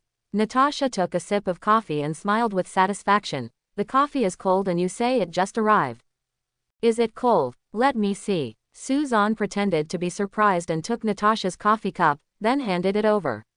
No, you can see it's still steaming. Your method is too clumsy, isn't it? I saw your hand turned into magma just now. Natasha rolled her eyes and exposed it. Does that work? Suzanne asked disapprovingly. Well, I think I will be in a good mood today. Natasha said with a smile. That's useful. Suzanne smiled and said, do you want to have superpowers? For example, mind control, sound waves, mind control, precognition, etc. Why do you ask this suddenly? Natasha was a little confused, but she still replied, of course I have. If I have powers, at least I can be easier and safer when performing tasks. Wait, Don't tell me, can you give me superpowers? Suzanne nodded with a smile. Natasha was a little excited and said, really? Is it because of your ability? Didn't you say that you can only swallow and absorb it and cannot return it? I didn't say it was my ability. Suzanne shook his head and explained, I have several supernatural potions in my hand now. They are 100% successful and have no side effects. However, there are not many types and the power is different. Precognition ability, mind control, mental control, sound waves, you choose one of these 4. Potion. Natasha muttered something softly and thought about it seriously. Control it with your mind. Natasha considered her situation and made her choice. Suzanne has demonstrated telekinesis control and precognition abilities, and Natasha also knows the power, which is more helpful to her. However, of the two, telekinesis control is better. Suzanne reached out and placed the potion in her palm. Just drink it directly. Now, Natasha hesitated, opened it and put it to her mouth. There is no smell. When you tilt your neck and open your mouth and drink it, there is no taste, just like drinking water. Is this enough? After finishing the drink, Natasha asked Suzanne. Now, you can go get a room. Suzanne said with a smile. Ah, Natasha was stunned for a moment. Why did she suddenly talk about getting a room? Could it be that this is not a supernatural potion, but what kind of thing is it? Of course, this thought was quickly dismissed as soon as it crossed his mind. After all, Suzanne didn't need this kind of method to do what he wanted to do, he just said it. It may take you about 3 to 4 hours, and you will have superpowers after you wake up. Suzanne explained with a smile, left the coffee money, and went out with Natasha in his arms. After booking a room in a nearby hotel, Natasha was a little drowsy when she came in. The feeling of drowsiness could not be stopped by willpower at all. After entering the room, Natasha fell asleep directly. After putting Natasha in place, Suzanne sat next to him and released ether particles to absorb them while waiting for her to wake up. After almost 3 hours, Suzanne felt that Natasha seemed to be awake, so he put away the ether particles and looked over. Natasha slowly opened her eyes and smiled at Suzanne. Congratulations on your evolution, Suzanne said with a smile. Evolution? What have I evolved into? Super Black Widow, Suzanne said jokingly. Try it and see how good it is. Natasha nodded, staring intensely at the water glass next to her. The water glass didn't move at first, but then slowly started to shake, and then flew to Natasha with a whooshing sound. Natasha hurriedly caught the glass and said excitedly, I succeeded. Isn't this what it should be? Suzanne shrugged with a smile and said in explanation, you have just gained the ability, and you still need time to adapt and improve. In addition to controlling objects, you can also generate energy shields. For details, you can refer to although invisible woman Susan's ability cannot make her invisible and the range of her telekinesis magnetic field is not that large, it is still very practical. Natasha understands this truth. In fact, there is no strong or weak ability. The main thing is whether it can adapt to it and whether it can be better developed. After all, she has dealt with a lot of people with abilities, and she doesn't necessarily have the ability to win. But before that, I still have something to do. Suzanne looked at her and raised the corners of his mouth slightly. With just one look, Natasha instantly understood what he meant. Well, you can't waste your rent money, right? As Natasha said this, she raised her foot and hooked it around Suzanne's neck. Such a sharp gesture made Suzanne instantly excited and he pounced on him. The sound of heavy breathing and roaring from the bottom of his lungs gradually calmed down. Natasha leaned against Suzanne. Although both of them were sweating profusely and panting, they couldn't help but smile at each other. Baby, are you satisfied? Natasha asked with a smile, leaning her body sideways and supporting her head with her hands. What if I say no? Suzanne asked deliberately. Natasha glanced at him resentfully and said, then I can only work harder. After saying that, Natasha stretched out her hand and moved the quilt on Suzanne's body. Suzanne looked down and saw that the quilt on his body was being removed bit by bit and quickly fell to the ground. Immediately afterwards, he suddenly felt that Natasha had changed her target, and he trembled suddenly. Please, telekinesis control is not what you are allowed to do, let alone. I don't feel anything, Suzanne complained to Natasha depressedly. He didn't expect that she was so bad and used telekinesis to help him do that kind of thing. Natasha smiled and pursed her pink lips. So what do you want me to use for this? You know. Suzanne stared at her mouth and said hehe. Natasha didn't speak, just slowly leaned over. In the evening, Natasha left the hotel and prepared to go back to practice her abilities. The most important thing was how to use them in actual combat. Suzanne stayed in the hotel and notified the front desk to open the room for an extra week. He is ready to go to a new copy. Although Sky would definitely be disappointed in this case. After all, he said he would stay there for a month, but he seemed to disappear often.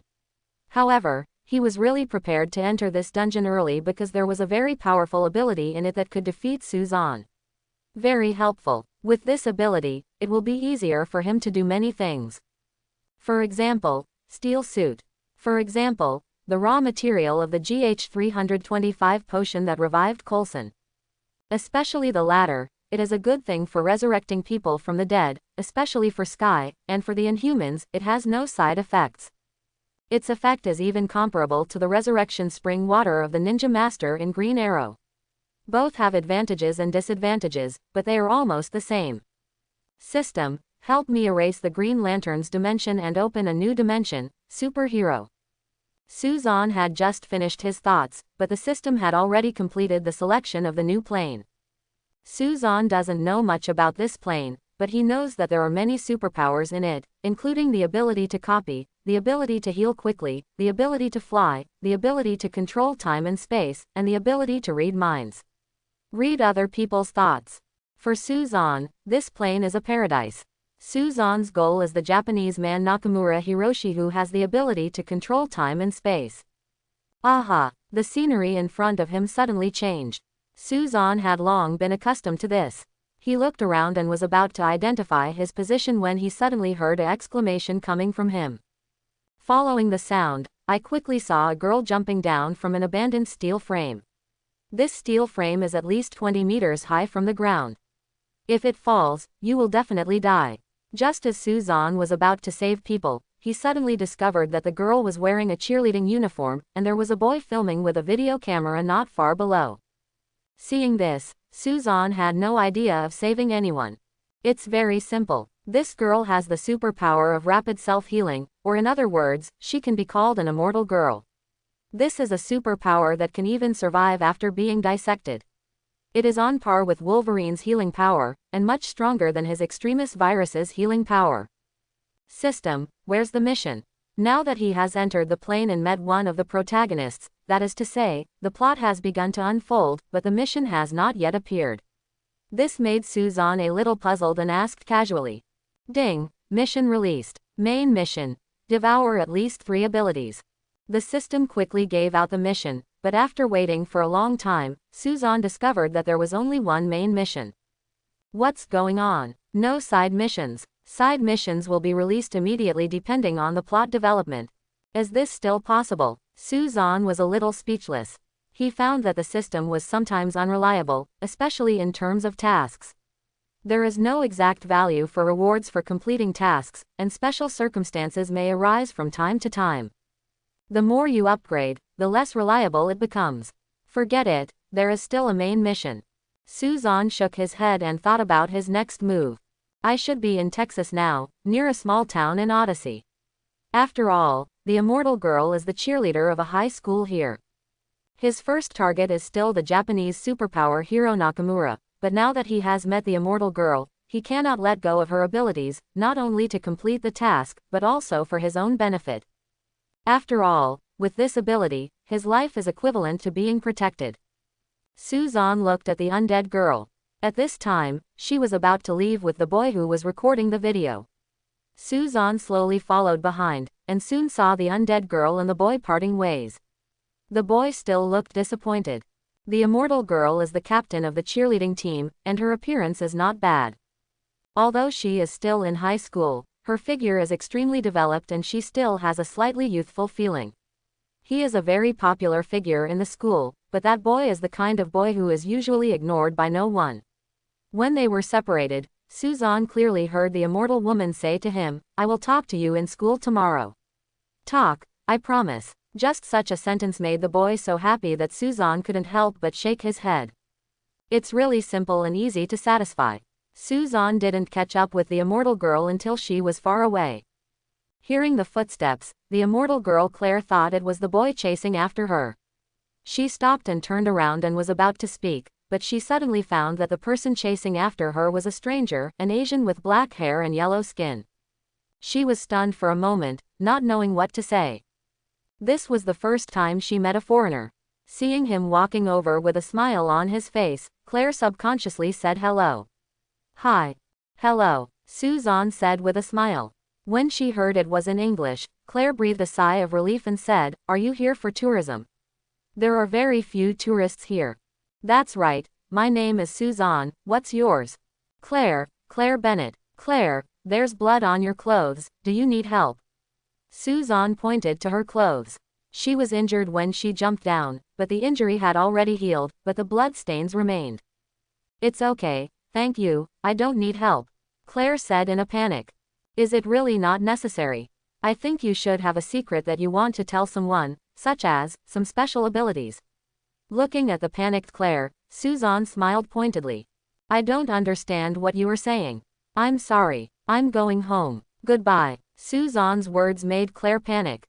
She thought her ability had been discovered. She said this and prepared to leave in a panic. "Do you really not understand? What a pity, I still want you to see what I am capable of." Suzanne did not stop him, but said in a disappointed tone. Claire stopped and asked hesitantly, your ability?" Suzanne raised his hand, and a ball of fire instantly appeared in the palm of his hand. Claire's eyes widened in surprise, a little surprised by the scene in front of her. Putting away the flames, Suzanne smiled and said, "This is my ability." "How cool," Claire said subconsciously. "You can release fire, it's so powerful, unlike me. I feel like a monster. Maybe I can help you," Suzanne said with a smile. "Real, if you don't want to have this ability and want to be an ordinary person, I can take it away from you."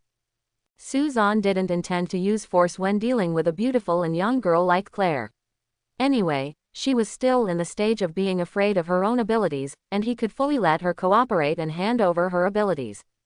"Can you take away this ability?" Claire was a little surprised but also a little moved. She has been troubled by this matter all the time. She found that no matter how injured she was, she could not die and could recover quickly. She was afraid that she is a monster, and she is even more afraid of others finding out that she is a monster. "Try it." Suzanne smiled and shrugged, and slowly placed his hand on her waist. Claire subconsciously wanted to avoid it, but when she saw Suzanne's serious expression, she thought that this was the only way to take away the ability, so she didn't avoid it. As everyone knows, Suzanne actually just wants to experience the feel. There is a saying that goes well, don't take advantage of the fool. Suzanne would not do dirty things, but he did not flaunt himself as a gentleman or a moral model. After feeling it solemnly for a while, Suzanne activated his devouring ability. As soon as his devouring ability was activated, he couldn't help but let out a surprised whisper. In the past, when he was devouring his abilities, if the opponent's ability was not strong, he could easily devour them. If the opponent's ability is strong, it will be resisted and it will be more difficult to devour it. But by swallowing ether particles during this period, he could feel that his swallowing ability had been greatly enhanced, and now Claire obviously had no resistance. However, the resistance encountered was very strong. As soon as the swallowing ability was activated, the opponent started to resist fiercely. At this speed, even if he held it down for a day, he might not be able to swallow it. It's strange. Is it because the ability levels in this world are generally relatively high? Or is it because of her special ability that she resists so strongly? Suzanne couldn't help but frown. Claire asked hesitantly, "What's wrong? Is there something wrong? I've run into some trouble. You may have a special ability and a very strong self-awareness. You seem to know what I want to do, so you are resisting very strongly. If you don't mind, it's best to try again somewhere where no one will disturb you." "Try." Suzanne smiled humorously and let go of her. After all, if someone sees it, it will cause misunderstanding. Claire's face turned red instantly. It was okay if Suzanne didn't say it. It was only after this that she realized that he had touched that place. Well, you take me to the town first, I'll find a place to settle down, and then give it a try. Then come with me. Claire nodded and led the way. The two chatted while walking, mainly Claire talking, Suzanne listening, and occasionally saying a word or two. Maybe he finally met someone of the same kind. There were many words that could not be said to others that had been kept in her heart for too long, so Claire suddenly opened her heart. Immortal girl. Claire Bennett, friendliness increased by 50%. Suzanne was stunned when he heard the sudden prompt from the system. What's wrong? Claire asked. It's nothing. Suzanne shook his head, but he was surprised. Didn't expect to get 50% friendship like this. Is it because she trusts others easily, or is it because of similarity? It looks like Newly can even raise her friendliness to 80%, which will open up the fighting arena. If I devour her abilities, she should be very powerful for people who want to become normal. Thank yourself, right, the friendliness level might be increased to 80%, but system, if I devour Claire's abilities and my friendship reaches 80% and open the fighting arena, will she still have abilities in the fighting arena? This question is critical, and not just for Claire. After the fighting arena is opened, the character's attributes and abilities are selected to be in the state when it is opened. In other words, if Claire has no abilities when her friendliness reaches 80%, then she will also have no abilities in the fighting arena. In that case, what's the point? Suzanne was a little depressed. If the characters who appeared in the fighting arena had no abilities, then there would be no need to exist at all. That's it for Claire. After all, she's just immortal, and fighting her won't add any fighting experience or skills, but what if it's someone else? For example, the Flash. He wanted both the Flash's abilities and the experience of dealing with speedsters. The only way is to wait until the friendship level is raised enough to open the fighting arena before devouring it. Do you have to have a good relationship with him before you can devour the power? What the hell is this? This is too deceptive. System, don't you think the setting of the fighting arena is a bit confusing and useless? Suzanne asked depressedly. The system was silent and did not answer. Seeing that the system didn't answer, Suzanne had nothing to do. If you're cheating, then just cheat. If it's tasteless, then let's just say it's worthless. At the worst, this fighting arena is just for the sake of it. Don't pursue it deliberately. Anyway, the devouring ability is more important than the experience gained in the fighting arena. There seems to be an accident ahead. God, there seems to be a car accident. Claire suddenly shouted, and then Suzanne looked up and saw several fire trucks not far away with a warning cordon surrounding them. Several trucks inside collided with each other and ignited a raging fire. The situation was very dangerous. Claire hesitated for a moment and said in a low voice to Suzanne, I'll go over and take a look. You want to help? Suzanne asked with a smile. Claire nodded. I can't die anyway. Then there's no need to suffer, right? Being burned by fire will hurt, so let me do it. When Suzanne said this, Claire remembered that Suzanne was as capable as herself. His ability was fire. He shouldn't be afraid of fire, right? Watch carefully. Suzanne lowered his head and said something to Claire with a chuckle, his left hand clasped together and slightly swinging in the direction of the car accident. Claire looked at it curiously, and soon, her eyes widened in surprise, and she pulled Suzanne's arm in disbelief, excited. What did she see? She unexpectedly discovered that the raging fire that had been ignited in the car accident started to move little by little. It was not very fast at first, but after a while, the flames were completely gathered together. This strange situation was quickly noticed. Whether it was the firefighters or the people around, everyone exclaimed in surprise, and some even took pictures of this spectacle with their mobile phones. The scene of the car accident was obviously very large, and there were obviously raging fires all around just now, but now these fires seemed to be conscious, gathering together close together, swaying in the wind in an open space in the middle. God, what's going on? Still, it's better to stay away, it looks a bit weird. This is God's blessing and God's glory. Some of the firefighters were scared and some were excited. At this time, the flames suddenly became stronger, and the firefighters immediately took a few steps back in fright. Then they saw the flames spinning at high speed, spinning faster and faster, just like a tornado of flames. When it reached after a peak, it suddenly disappeared. Just disappeared into thin air. After a long time, everyone woke up from a dream. They were in complicated moods and didn't know how to face this matter, but no matter what, it was a good thing. Oh my God, you are so awesome. After Claire and Suzanne left quietly, Claire said excitedly, you are simply a hero, did you hear that? They all said it was the glory of God. I'm not God. Suzanne smiled and shrugged. Immortal girl. Claire Bennett, friendliness increased by 10%. The prompt came again, and this time Suzanne was calm. 60%, it seems. Claire can become the first person in the fighting arena. The two came to a small town, and Claire took Suzanne to a hotel in the town. I'll go in and get a room first. You go and wait for me behind the hotel, Suzanne said to Claire. Why? Claire didn't respond. Suzanne said with a smile, you are stupid. Everyone in the town knows you. If they see you entering the hotel with me, aren't you afraid that others will misunderstand you? You go to the back and wait for me. I will open the room and then look through the window. Come in quietly. Claire smiled and nodded. Immortal girl. Claire Bennett, friendliness increased by 5%. All right, can this increase friendliness? Suzanne shook his head helplessly, turned around and entered the hotel. The hotel only had 3 floors, so Suzanne directly chose the room on the 3rd floor. After he came in and took a look, he felt it was pretty good. Although it was a little small, it was quite clean. He walked to the window, opened it, and looked down. Claire was below. But the back was clean and there was nothing for her to climb on. Claire was worrying about how to get up, but suddenly she saw Suzanne climb out of the window and jump down directly.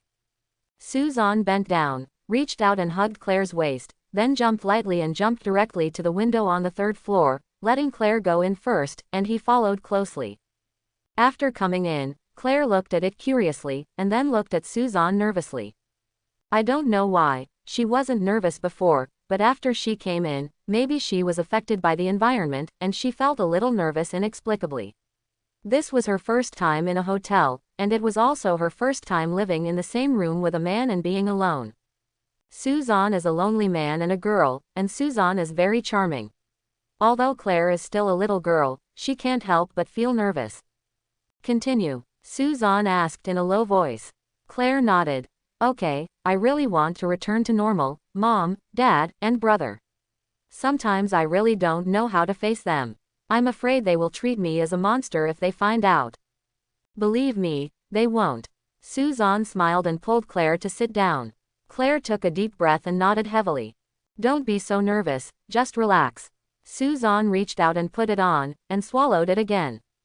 As a result, there was still resistance, and it seemed stronger than last time. Ding, the side mission is released. Side mission. Obtain the abilities of the immortal female Claire. Just as Suzanne was trying hard to devour it, the system suddenly issued a mission. After hearing the content of the mission, Suzanne was very happy. I didn't expect that the side mission would be this. It seems to overlap with the main mission, but that's fine. It kills 2 birds with 1 stone.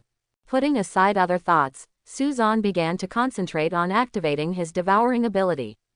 He could feel that it was resisting very fiercely, and the 2 energies began to pull each other. Beads of sweat gradually appeared on Suzanne's forehead. He could feel that he was gradually gaining the upper hand, and it began to be gradually pulled out. Come out. Suzanne gritted his teeth and roared, subconsciously tightening his grip. Claire instantly snorted and frowned slightly.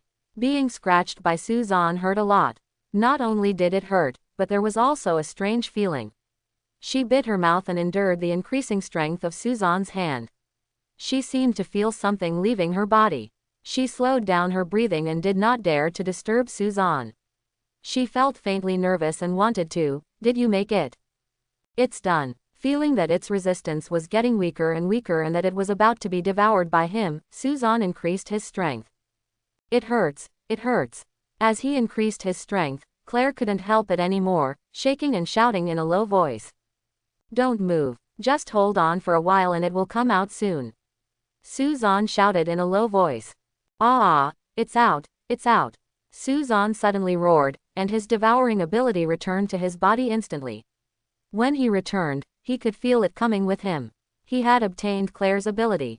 Boom, just when Suzanne subconsciously relaxed, the door was suddenly pushed open with force, followed by a middle-aged man wearing glasses who rushed over angrily.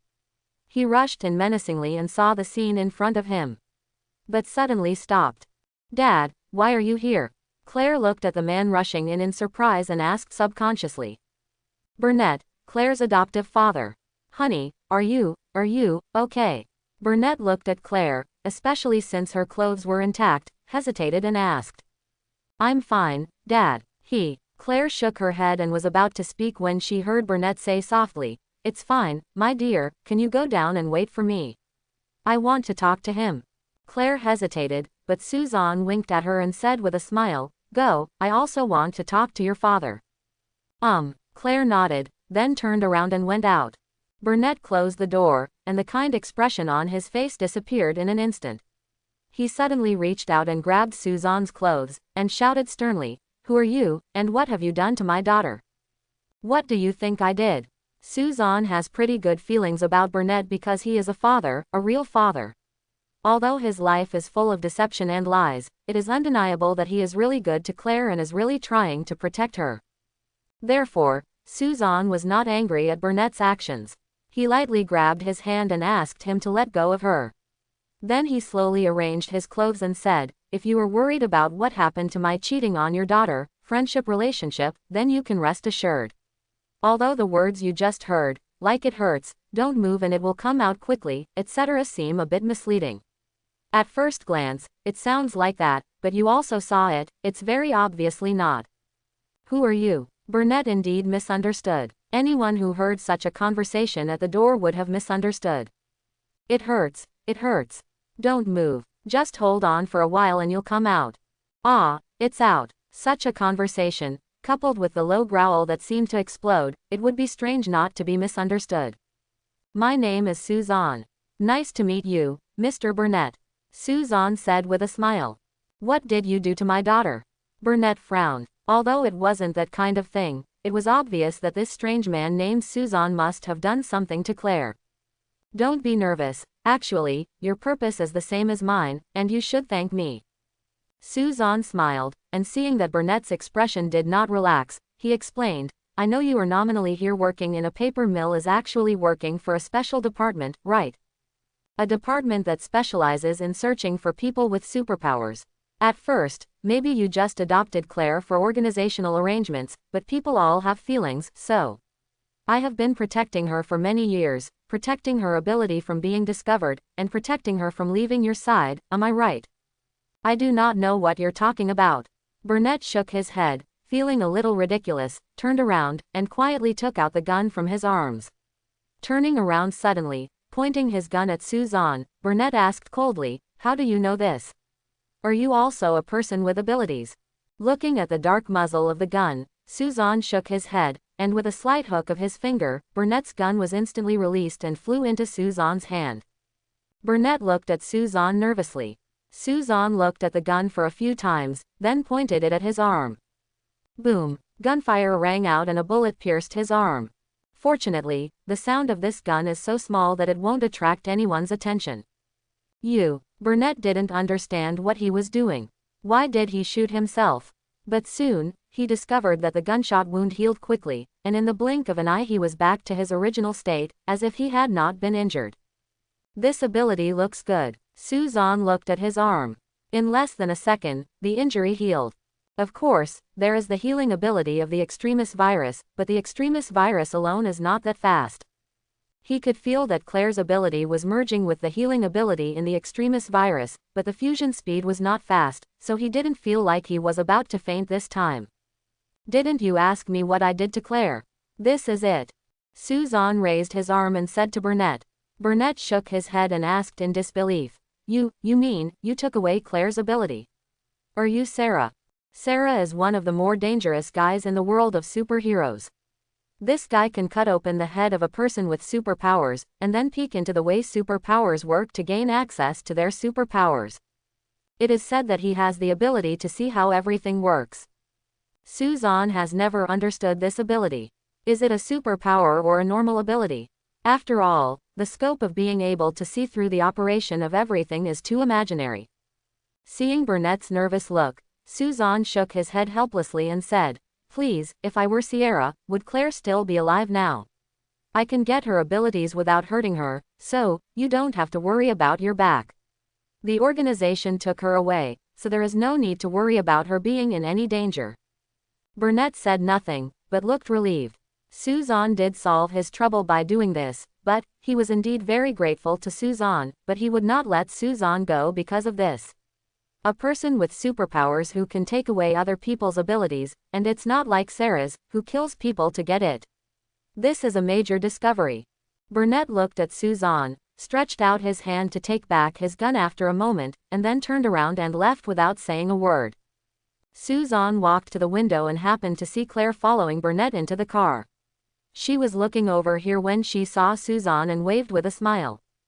Immortal girl, Claire Bennett, the friendship level is increased by 30%, the total friendship level reaches 95%, the fighting arena is opened, and the fighting arena characters are input. The sound of the system sounded. Suzanne sat down and said casually, "It's useless if it's turned on." After the character is entered into the fighting arena, the status can be updated at any time. If you can go back to the time when the character has not lost his ability, you can update the character in the fighting arena. In addition, fighting in the fighting arena can increase friendship. When the percentage of friendship is higher, the more opportunities there are to be taken away from time and space. The system's answer made Suzanne instantly interested. If this is the case, then I may have to re-evaluate the role of the fighting arena. Let's not talk about the status update of the characters in the fighting arena. Anyway, it sounds like the fighting arena is used for discussion and increasing actual combat experience. If the status can be updated, it will just make this fighting arena from useless to useful. What really concerned Suzanne was the following words: increasing friendship, and the higher the percentage of friendship, the greater the chance of being taken away from time and space. System, does taking away time and space mean that I can bring people from the copy plane to the Marvel world? Yes. In other words, can I bring people from the Marvel world to the dungeon plane? If that's the case, then I take back what I said. The function of this fighting arena is too powerful. To put it simply, this can take people through planes. If I bring people from the dungeon plane to the Marvel world, wouldn't I be able to get a lot of helpers out of thin air? In other words, if you bring people from the Marvel world to the dungeon plane, and you want to complete the task in the dungeon plane, it will be easier to achieve your goal, right? Why is there no hint for friendliness in the Marvel world? In the dungeon plane, the system will give a prompt when the friendship level increases, but there is no such thing in the Marvel world.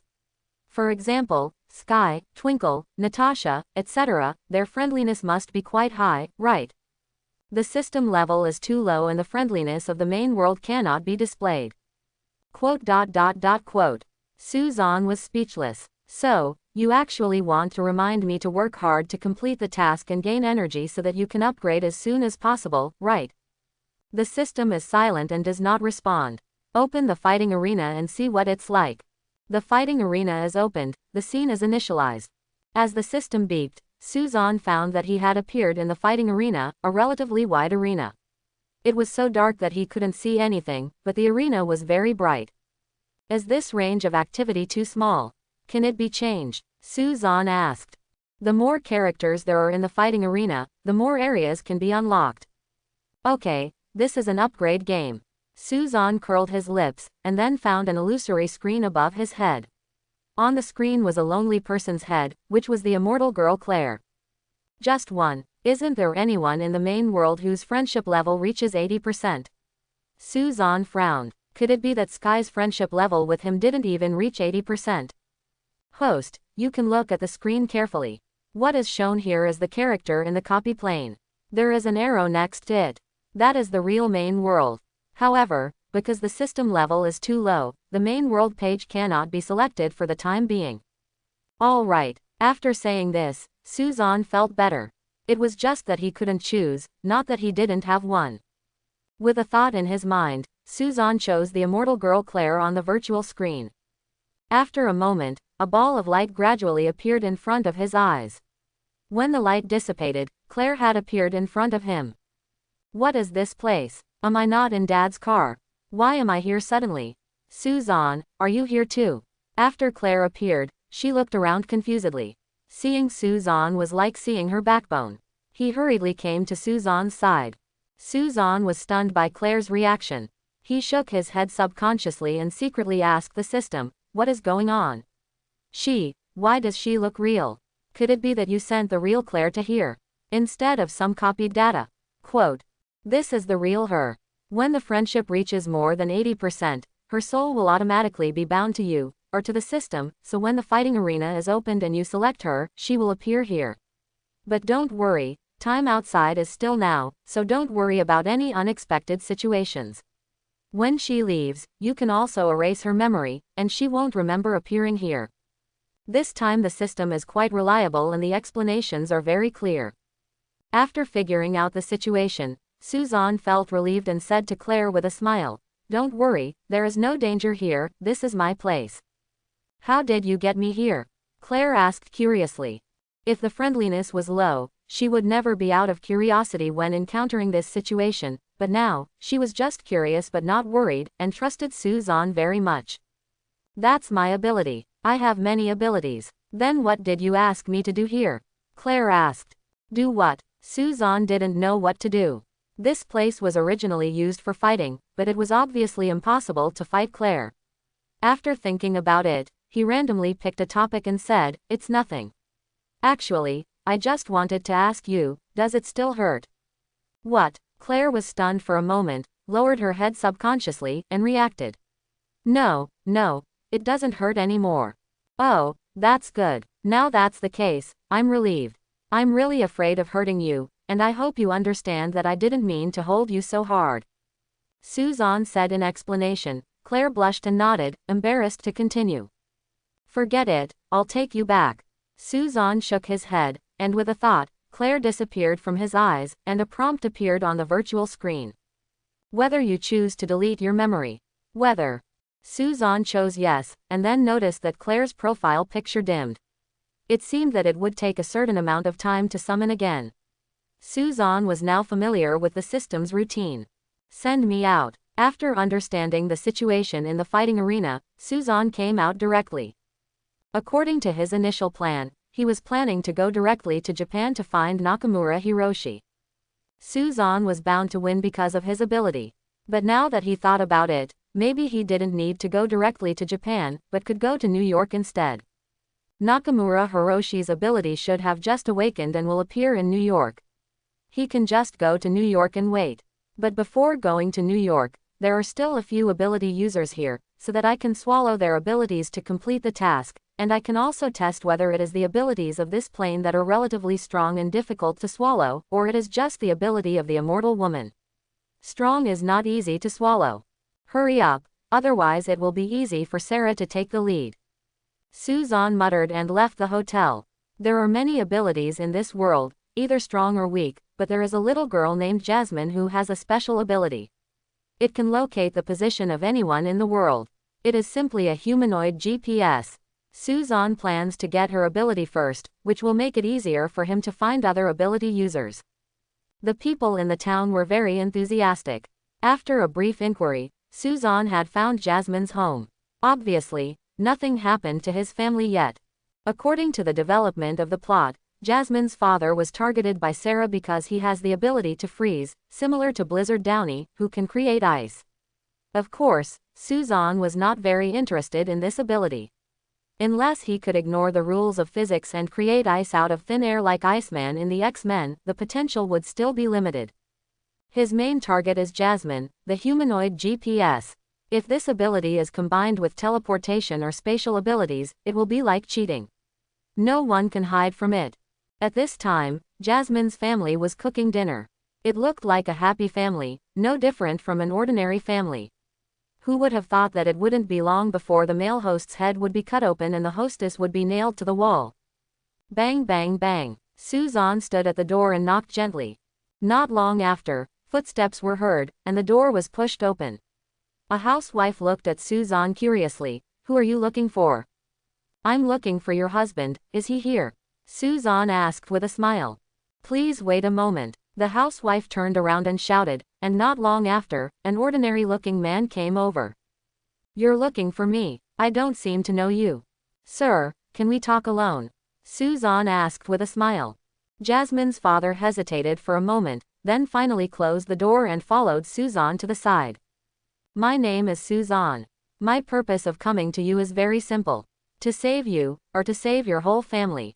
Suzanne's words made Jasmine's father stunned for a moment, and he said with some displeasure, Sir, if you deliberately wanted to play a prank, I think you succeeded. Your freezing ability has been known to a person named Sarah. I don't know if you have heard of this name. This person is a murderer who specializes in cutting open the heads of people with abilities to obtain their abilities. He can not only kill if he kills you, he will also kill your wife. If he knows your daughter's ability, he will not let it go. Therefore, there are only two ways to save you, or, pack up your things immediately and move the whole family away, live a life of fear from now on.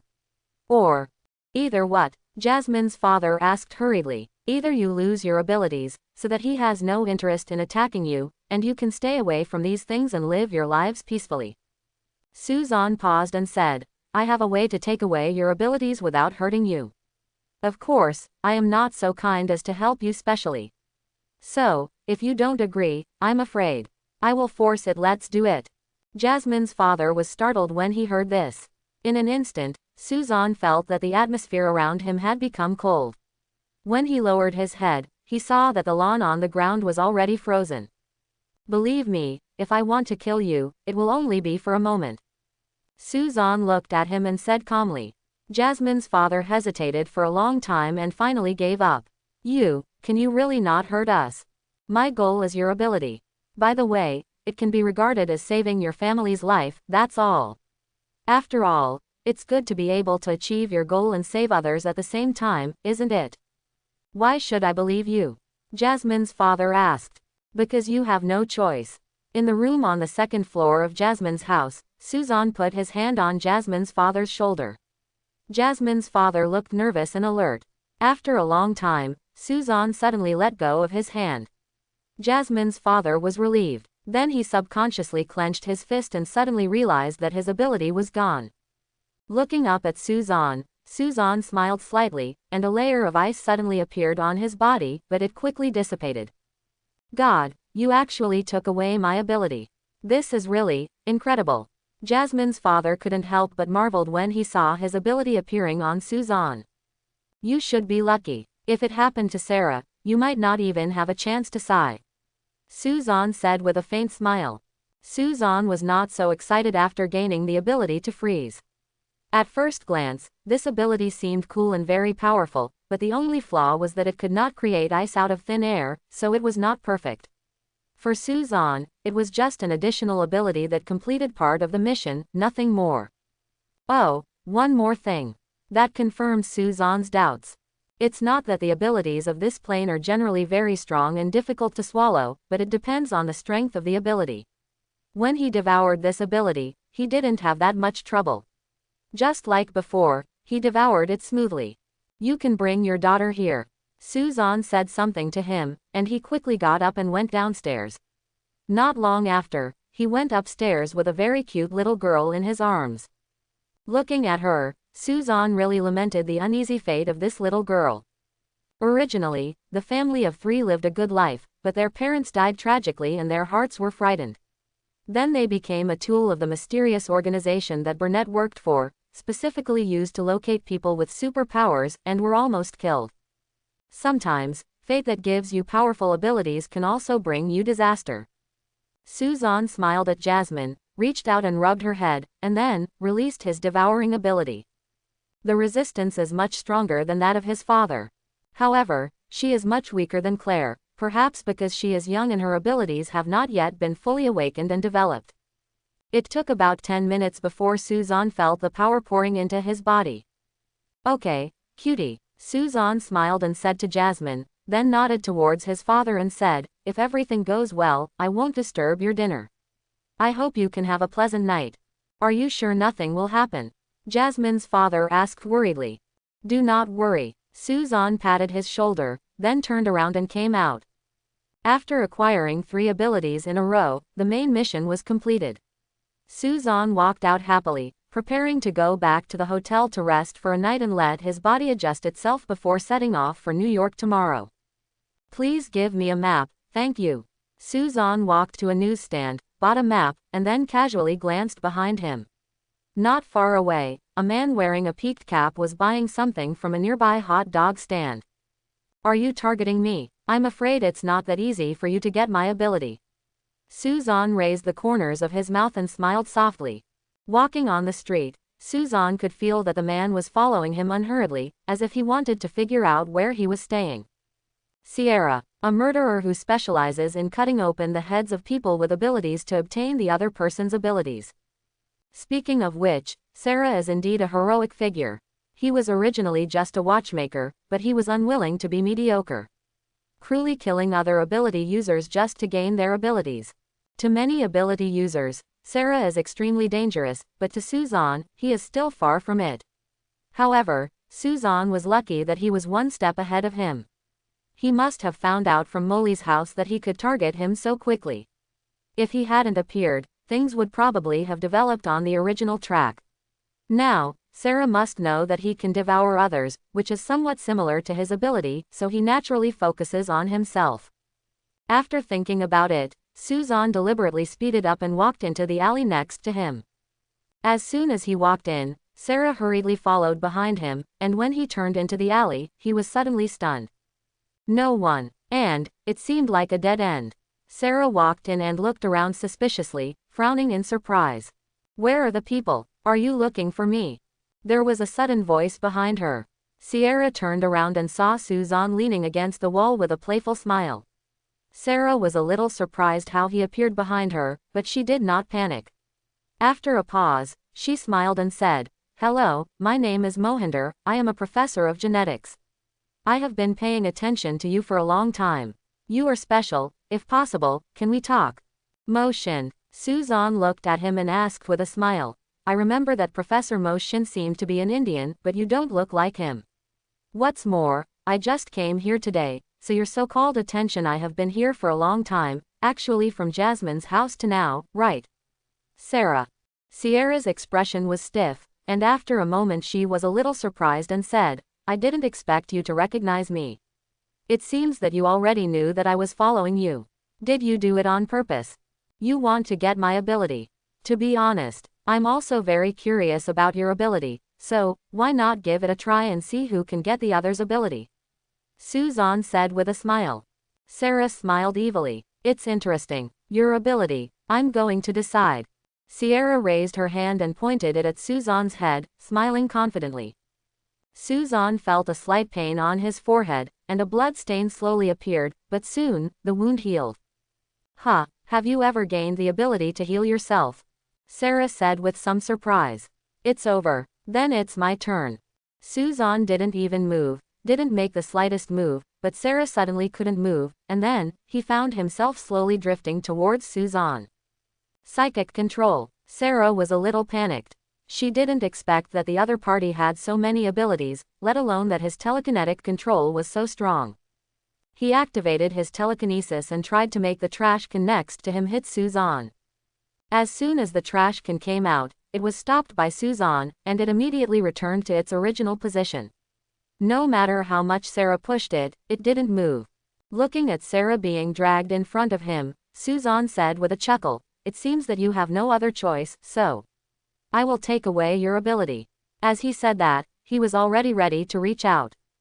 Boom! A low and soft sound suddenly came, and Suzan felt a slight sting in his neck, as if something was piercing him. Turning his head, he saw Burnett, and immediately he felt a drowsy feeling coming from him. Anesthetics. Suzan thought for a while, suddenly let go of Sarah, and then slowly fell to the ground. After Sierra was free, she hesitated, turned around and ran away. Burnett did not chase Sarah, but looked at the unconscious Suzan and stretched his hands behind him. After a moment, a black man came out, picked up Suzan, and got into the car. Shaking and shaking, "I don't know where the car is going." Although Suzan had his eyes closed, he was awake. Anesthetics didn't have much effect on him at all. Although he felt a little drowsy at first, it disappeared after a while. The reason why he fell down and let go of Sarah was because he suddenly remembered that he had already devoured 3 abilities today. It would be inappropriate to devour Sarah's ability again, and Sarah's ability would definitely not be swallowed that easily. Just in time, Burnett arrived. Suzanne was going to take advantage of the opportunity to visit his research institute and get some benefits. As for Sarah, it is not difficult to find him with the positioning ability. Not long after, Suzanne was taken to the secret research institute by them. They brought Suzanne to the research room to study his abilities. I said, "Are you going to treat me as your benefactor like this?" After Suzanne was fixed, they were preparing for testing. At this time, Suzanne suddenly opened his eyes and asked Burnett. Burnett said calmly, "Don't worry, we won't hurt you, we are just testing you, and then we will let you go." Really, I'm afraid some kind of virus was injected into my body so that you can monitor it, right? When you left, did you delete my memory? Suzanne said and looked at the black man next to him. Haitian. This guy's ability is a bit interesting, he has two abilities at the same time. An ability that can block other superpowers is a terrifying ability that all superpowers fear. One that can erase memories. Suzanne could feel that he was also affected, which made him surprised that Haitians were really capable. It seems that you know a lot, but it's useless, because you will forget it after it's over. Burnett said lightly, and then asked people to prepare to take action. Stop trying to resist. He can block your abilities, so, you should cooperate honestly, right? Yeah. Seeing Burnett's determined look, the corners of Suzanne's lips raised slightly, and he smiled faintly, and then, his body released flames, and after a moment, the things holding him on his body were burned away. Float up and land slowly. The flames on Suzanne's body suddenly disappeared. Looking at the surprised and panicked Burnett and the Haitian, he shrugged, "It seems that my ability is not blocked. This is impossible." After being surprised, Burnett took out the anesthetic pistol again, preparing to anesthetize Suzanne. Suzanne waved his hand gently, and a ball of sparks suddenly appeared. Burnett's gun exploded instantly, almost missing Burnett's hand. Burnett shook his hands in panic and looked at Suzanne in disbelief. The Haitian's ability has never failed. There are many powerful superpowers here who act like ordinary people. Unexpectedly, he failed this time and his ability was ineffective against Suzanne. Burnett turned around to run, but Suzanne waved his hand, and in an instant, the laboratory door was closed. Immediately afterwards, Suzanne's body moved suddenly, and in an instant, several people in the room fell to the ground, knocked unconscious by Suzanne's beating. After bringing them down, the Haitian's shielding ability disappeared. In fact, his abilities did not expire, but they did not fully work due to strength and weakness. Suzanne's telekinesis control, freezing abilities, etc. were therefore ineffective. However, the Thunderbolt's abilities were too strong, surpassing those of the Haitian's ability, so it was not affected. This ability must be acquired. Suzanne looked at the Haitian and released his mind control ability on him, modifying his memory just like Kira. He couldn't devour him continuously now, so he could only take him with him first, and then look for opportunities to devour him after his body had adjusted. After controlling the Haitian, Suzanne woke him up and asked him to delete the memories of other people one by one. Burnett was left, but his memory was not deleted. Instead, he was controlled by Suzanne like the undersea man. "Show me around." Suzanne said something, Burnett led the way, and the Haitian followed Suzanne quietly. After a brief walk around, I found out that there was another person with superpowers who they had just captured and were going to study. Suzanne couldn't help but feel happy when he saw this person.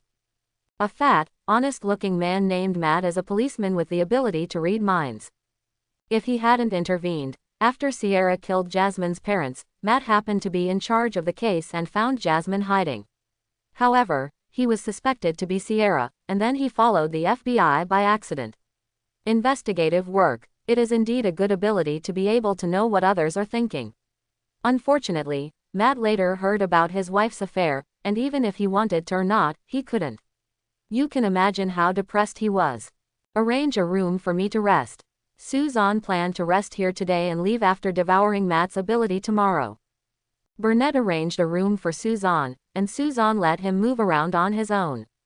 As for the Haitian, he was left with him. Suzanne was ready to study how far this shielding ability could go. The night passes quietly, the sun rises, and a new day comes. When Suzanne woke up, he felt that his body was in good condition, his freezing ability and positioning ability had been completely integrated. Asking the Haitians to activate the shielding ability, Suzanne tried to release the freezing ability, but the result was still unsuccessful, or not completely successful. There was only a hint of frost ice scum on his hands, not completely frozen. However, yesterday, he couldn't even do this. After completely integrating his abilities, the effect has been much better. After coming out of the room, Suzanne went directly to see Matt. Seeing Suzanne and the Haitians who suddenly came in, Matt shouted hurriedly, "Who are you? Why are you arresting me? Let me go, I'm a policeman. Don't be nervous, I'll let you out soon. But before that, there are 2 things to do," Suzanne said with a smile. "What to do? It's very simple. You can read minds, right? You can try to read my thoughts." Suzanne glanced at the Haitian, who put away his shielding ability. Matt looked at Suzanne, tilted his head and listened. After a moment, he shook his head and said, "No, I can't do it. It's like something is blocking it." "What now?" Suzanne asked again. Matt paused for a moment and said, "You want to devour my ability. It seems that the mental barrier of the lamp ring can prevent you from reading minds. In other words, your mind-reading skills may not be effective for people who can control minds, unless they do not deliberately protect themselves. Only then will you have a chance to succeed. Well, it's a pretty good ability." Suzanne didn't care about Matt's surprise, and he wasn't afraid that Matt would know his secret. "Now that you know everything, you don't have to say it again." Suzanne smiled at Matt. Matt was a little panicked at first, but soon calmed down. He had heard what Suzanne was thinking, so he knew that what Suzanne said was true and there was no danger. Then he will let himself go, and then delete his memory here. Matt gave up resisting, and the devouring process became much smoother. Not long after, Suzanne had obtained his abilities and then deleted his memory. As for deleting memories, it's not just Haitians who have this ability. After acquiring Matt's abilities, Suzanne was no longer prepared to stay here. He told the Haitians to take Matt out with him and left the research institute. After finding a place to put Matt down, Suzanne planned to take the Haitian with him first. With him around, his devouring ability would be more convenient. It won't be too late to devour his abilities before leaving this copy. Back in town, Suzanne asked the Haitians to buy some food while he sat in the car and looked at the map, preparing to locate Sarah's location. Just as he was using his ability, he heard someone knocking on the window. Suzanne turned his head and saw the people outside the car window. Blonde hair, smiling face, looking happy. Rolling down the window, Suzanne said with a smile, "Claire, why are you here? Aren't you supposed to be in school at this time? I went to the hotel to look for you, but the owner of the hotel said you weren't here. I didn't expect to find you here," Claire said with a smile. "Great, I thought I'd never see you again." 2 voices sounded at the same time, and Suzanne was stunned for a moment before he realized that this must be the ability to read minds. "Are you worried you'll never see me again?" Suzanne asked with a smile. Claire was stunned for a moment, but she didn't expect that he guessed her thoughts, and hurriedly explained, "I have already explained it to my father, but he didn't believe it and asked me to stay away from you, but you are my friend. My benefactor, so I still want to express my gratitude to you in person. Do you have time? I want to treat you to dinner. Promise, you must promise." Seeing Claire's nervous and expectant look, and listening to the expectations in her heart, Suzanne smiled and nodded, "Of course, but I'll invite you." Originally, Suzanne had no intention of having dinner with Claire, but since he had met Claire and was looking forward to it so much, it was hard for him to refuse. What's more, it wouldn't be a bad idea to have dinner with such a pretty girl, right? "Come on up," Suzanne greeted, got out of the car and walked around to the driver's seat. Just then, the Haitian came back with something. Suzanne waved to him, then got in the car, started the car and left. I hope everyone will support it and subscribe more.